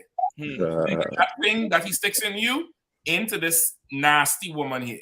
Yuck. And who knows what they're doing in that room. Who knows if it's feces involved, if it's animals involved, all drugs, some sort of the husband sitting there watching, then he coming home and kissing you with the same mouth. Hey, Kat, I believe there's drugs involved in this. She did work at Walgreens. So she got the plug. She got the connect. I believe Salagi involved in this. Hey, Salagi Cap, the K9s was involved with that too. I believe the K9s and the felines. All nine. Yeah, they have a thing. They call that a cuckold with them box head devils right here. That's the word I was trying to remember. Where he just turned on by giving her over to these, in his mind, animals as they ravish his wife. And Cap, and see, the thing is, she can write a book now. She can, get a lifetime movie deal off of this. All these types of things can happen for her. The doors have opened up in more ways than one for her. You understand? Because you got the slut walk, you got with the Amber Rose. A lot of people are going to reach out to her and say, what was that like? What was that experience? How did you conquer the police department? How did you outrank them? You know what I'm saying? All these things. And listen, because these whores have a platform now. Red Table. You got to understand. You got Red Table Talk. You got the OnlyFans. Like, this thing has, these whole, but this is the flip side. See, the Lord is giving everybody a platform. He let everybody say their piece right now before he brings judgment. Nobody will be able to say, I never got to say my view on this, my view on that. God letting everybody, and letting you get subscribers and likes and shares. Right. But in the end, he going to unsubscribe you to the subscription you call life. Yep. I yield. Listen, this is why we say, woman, you ain't got no place working in the police force or in ESO's military. None. Or working security. Yeah, you young, you a mother and you watching this and you have daughters. Make sure them daughters know how to sew. Make sure they know how to cook. Make sure they know how to read and write and add and read a book and get some knowledge in their head. So they don't have to be some clerk at a pharmacy and then go join the police force because options is slim. That they could be worthy of something. That they could be virtuous and not this daughter of Babylon. That's right. The whore that sits on many waters. Right. Is a reason the Statue of Liberty is a white woman. That's right. There's a reason. They didn't make her no other race. And they call it the Statue of Liberty and placed her right on the water. John the Revelator saw it long ago. The whore that sits on many waters. You ain't got no business up in this police department. They're killing your people, and then they go in and have wild sex orgies. It's from one extreme to the next. It's a violent, unhealthy type of place that's just absolutely ridiculous, man. And you imagine you a whole sergeant, and you get pulled in by a rookie. Come on, man. Cap, you know what, man? Oh man, this is why the truth is so therapeutic for all the brothers that's going through a lot of stuff and sisters, man. But what Captain Mashaka brought out is definitely so right, and it's what our women need to take heed to. It's certain environments a woman should not be in. Right. It's especially the environment where you have where there's life and death involved, with it, you know what I'm saying, military, any police, anything that's dealing with around a whole bunch of men, you shouldn't be there. There's a place for a woman. You understand? And I know a lot of you women out there that's in the police force, you're gonna get hate mail, gonna get some backlash and all this. But you all know of stories like this. All of you do. All of you know that some women who came in who wanted to get promoted or wanted to get an easy shift that night, what she did with the sergeant or with the watch commander or whatever. This is what goes on. And it's going to call for a broader conversation about these things now. What really goes on in these police departments, because they're filled with scandals. Right. And again, you think she only had sex with these 4 men? Is that what you think? You think the mailman didn't hit it? You think that the police chief didn't get some of this? The guy in the forensics. Right, the forensic, the dispatcher.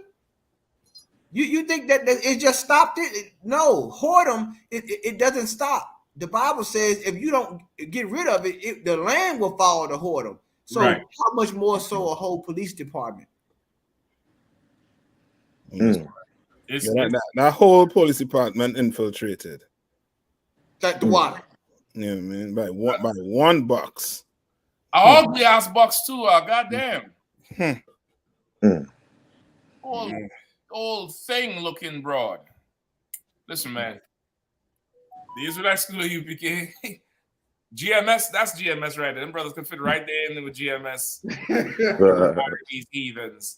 We ain't about that. You know what I mean? You'll stay clear of these oppressors. Hey, before I go out, I want to bring in Captain Ratazai out there in Atlanta. I think he's with Officer Shaw. I know exactly where they are. He actually got a thumb.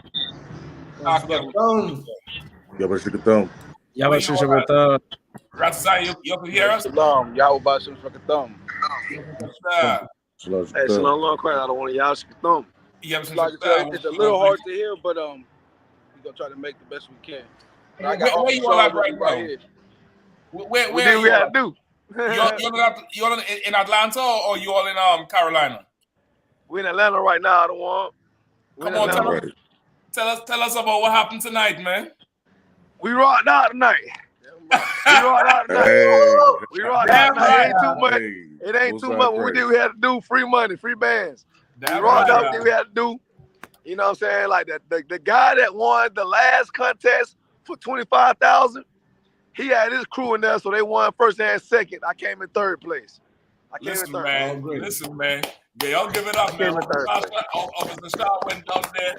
I believe that's South Carolina or North Carolina. Where you from? South Carolina. Yeah, man. Come on.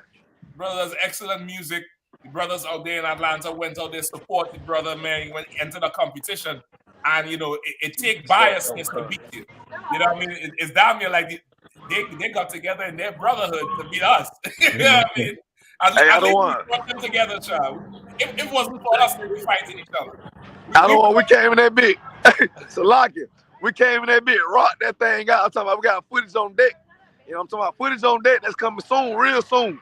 I'm talking about we putting the field of Most High and demons, and we completed that mission. It's to the point they were hating on us when we did the Konya SHALAM. When we did the Konya SHALAM, they ain't want to hear that. They ain't want to hear that because it's too. Even the announcer said, "Well, look, it's too masculine. is too army like. You gotta relax on that just now before you get qualified. Like they ain't want to hear us being masculine. Y'all was effing up but the we high. had it. We had to do out of one. Y'all was effing up the high. Y'all was messing up that weed that in the system, man. That's what the hell was going on. Yeah, damn right. You know what I mean? But listen, congratulations again. Come. You know what I mean? The water for taking the time out to come and let everybody know what you do. The water again, Captain Rattleside going out there, support the brother, and keep pushing it out. Keep pushing it out. Okay. You know what I mean? Most definitely. I don't want most definitely. We got some more coming up. We got Columbia, South Carolina coming up on the 25th.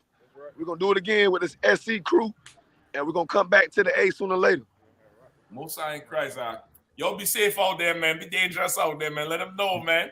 You have a shit shot with the thumb. Y'all about to thumb. Yeah, man. Them brothers went out there. I think the brother entered a competition tonight in some club, and he said the other crew they had just a ton of support in the club, probably locals, and that's the only how they could beat the brother. Yeah, man. He came into the place. He got some cash. He gonna pay his tithes with that. He ain't gonna go get high with it. He gonna put that thing back into his nation, and he gonna go on the streets and call the oppressor the devil. The Bible speaks. Damn right. That's right. That's a lot, Cap. Where you learn how to do this shit. Go ahead. Yeah, it's so heavy, man. Like I said, to see brothers like that, man. That's what we talk about. Brothers that got a talent and a gift and come into the school and use that gift for the Lord. It's just like Paul. Paul didn't stop what Paul ambition and things that he had. He came in and he used it for the Lord, for the Lord's work. Mm-hmm. Like you got brothers and sisters that got many different gifts, man. And you can come in and the Lord gonna add more gifts to you. Come in and use to bring that into this house. Yeah. You understand? They ain't seen nothing yet. Like I said, I might want to get my DJ Clue on, just put the echo and let me talk on it. I just do the intro or something. Come on, man. You know what I'm saying? We got to talk about it. You know what I'm saying? Israel. You know what I'm saying? So yep. I mean, let's get it on, man. We got so much, and look, we got so much talent that's coming in. You got lawyers, you got doctors, you got people who I heard a rocket scientist up here. You know what I'm saying? Like we doing it all. Captain Captain Shock, Captain Natazai, you know what I'm saying? Captain Kapash, Officer Kazakamai. We got and many other brothers and sisters that's coming in and saying, how can I help build the kingdom? Right. How can I help? How can we fortify this house? How can we rebuild these gates? You understand? And you got sisters that's coming in. Now we talking the tithes is 10%. You got some sisters that's willing to donate 3/4 of their income to this school. Like man, you better understand what the Lord is trying to do here, man, because they know how important it is for our Black, Hispanic, and Native American Indian men to be supported, man. And you're gonna see what we do with this in a minute. You just keep on. You seen what we done with it already under Commander Joe YAHANNA. You ain't seen nothing yet. You're gonna be shocked when you see what the Lord gonna do with this nation, man. Yeah. Hey, Salak, if I could, sir, if you don't mind. Yeah, please, It's like if I could, I don't want to prolong it, but that Officer Shard, the brother has like, his zeal is just like it's very glorious, and he went to a competition down there in Atlanta once before, and of course he didn't win that particular competition, but it was because they didn't want to put him to give him the shine, because it seemed that to them that it was too much in relation to all of the things that was going on with Kanye West and Kyrie Irving, being that Shard represents the I.S.U.P.K so heavily out there in Atlanta, or he did in Atlanta. So it's like it didn't even stop his zeal. It was just like it made him so angry that he was like, I'm gonna do some more, but just keep doing it. And like you were saying, brothers and sisters today, they smoke weed to try to escape, instead of getting angry enough to fight through what's going on. And he's just like an excellent example of how he didn't allow that one loss to make him smoke weed or to opt out and just kind of like say, fuck it, I'm a failure or whatever. He just kept going and fighting it, and the Lord gave him a win tonight. Yeah, man. Listen, the Lord gave him his win when he came into the school. Come on, sir. The Lord gave him that win. He gonna win regardless, wherever he touch. You know what I mean? So one judge or two, three judges somewhere can't really dictate the spirit you have in you. That spirit you have in you comes from the Lord. That's right. That's why they get nervous when we walk into the club. Right? They get nervous. We walk into the club and we be on total chill mode, cool time, chilling. But we walk in there and they talk to the security. They send the biggest dude to talk to us. They ain't gonna have no trouble tonight, right, fellas? They get so intimidated just by us presence being there. You know what I mean? So we winning all the way. And you was right. He learned how to go fight that thing that offended him. And that's what you get in the UPK. You get your manhood back. You get your zeal back. You get the weapons of warfare, which is what you really need to survive in this earth. With that, we're way over the time. We have to give time to everything tonight. To Wada, again, for you all for rocking with us. To Wada, to everybody in the NAM chat who always rock with us. Sister Bathar Rawana, you know what I mean? Always rocking. That crazy rock star. I don't know what the sheep mean, but okay.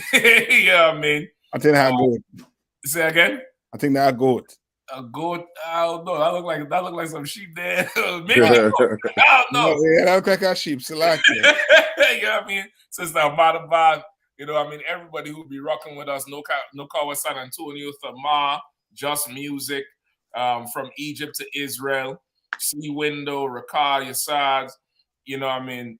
Everybody who always rock with us every Saturday night, holding on for Command Jenny, how the hardest working man in Israel. You'll give it up Monday night. You'll join them live Monday night on the BLACKWATCH, live at 9 p.m. Heavy hitters. This April 1st, we're going to be in North Carolina, Raleigh, North Carolina for the Passover. You know, you have the whole Passover week itinerary out. You all go check it out, man. That's right. Put forth a amazing, getaway. You want to get away, brother. You come see us for that Passover, man. Come see us for that Passover week, the weekend. Come on down there, $200 per person. Everybody 17 years and over. For every person 17 years and over, every adult. You know what I mean? $200 for that. You'll come on down, have a good time, have a glorious time, and let's celebrate how the Lord destroy these empires to save Israel, man. Once again, to Water, to my whole crew who always inside, Captain Nanthak holding it down for us. You know what I mean? To Water again, to Captain Kahan coming on through all the way. Captain Path out there in Indianapolis. You know what I mean? Captain Azal there in South Carolina holding it down. The other half of the damn Carolinas bringing it up strong. And of course, Kazak Aimada always supporting, always helping out. You know what I mean? We're going to be back next week, Lord of Law and weather permitting, man. We're going to be back another night. Y'all stay tuned. The white man's still the devil, man. That's right. That's it. And the woman. And the woman. The water kapash. We're going to see y'all, man. Shalom. God bless. Shalom, Israel. And when I mean Israel, I'm talking about the Black, Hispanic, and Native Indians. The Lord's 54th annual Passover is going down again this year, sundown, April 1st at 500 South Salisbury Street in Raleigh, North Carolina at the Downtown Conventional Center. It's got enough room for all of us. The Lord's 54th annual Passover. Last year, brothers and sisters showed up from all over the world, rocking ancient garments and glorious apparel in order to serve the Most High in Christ. Now, it's that time again. Commander General YAHANNA is putting out the decree for all brothers and sisters to show up sundown, April 1st in Raleigh, North Carolina. Join us at the Sheridan in Raleigh, the hotel right downtown. It's at 421 South Salisbury. The Passover is right up the block at the Convention Center, literally within walking distance. Make sure you pull up.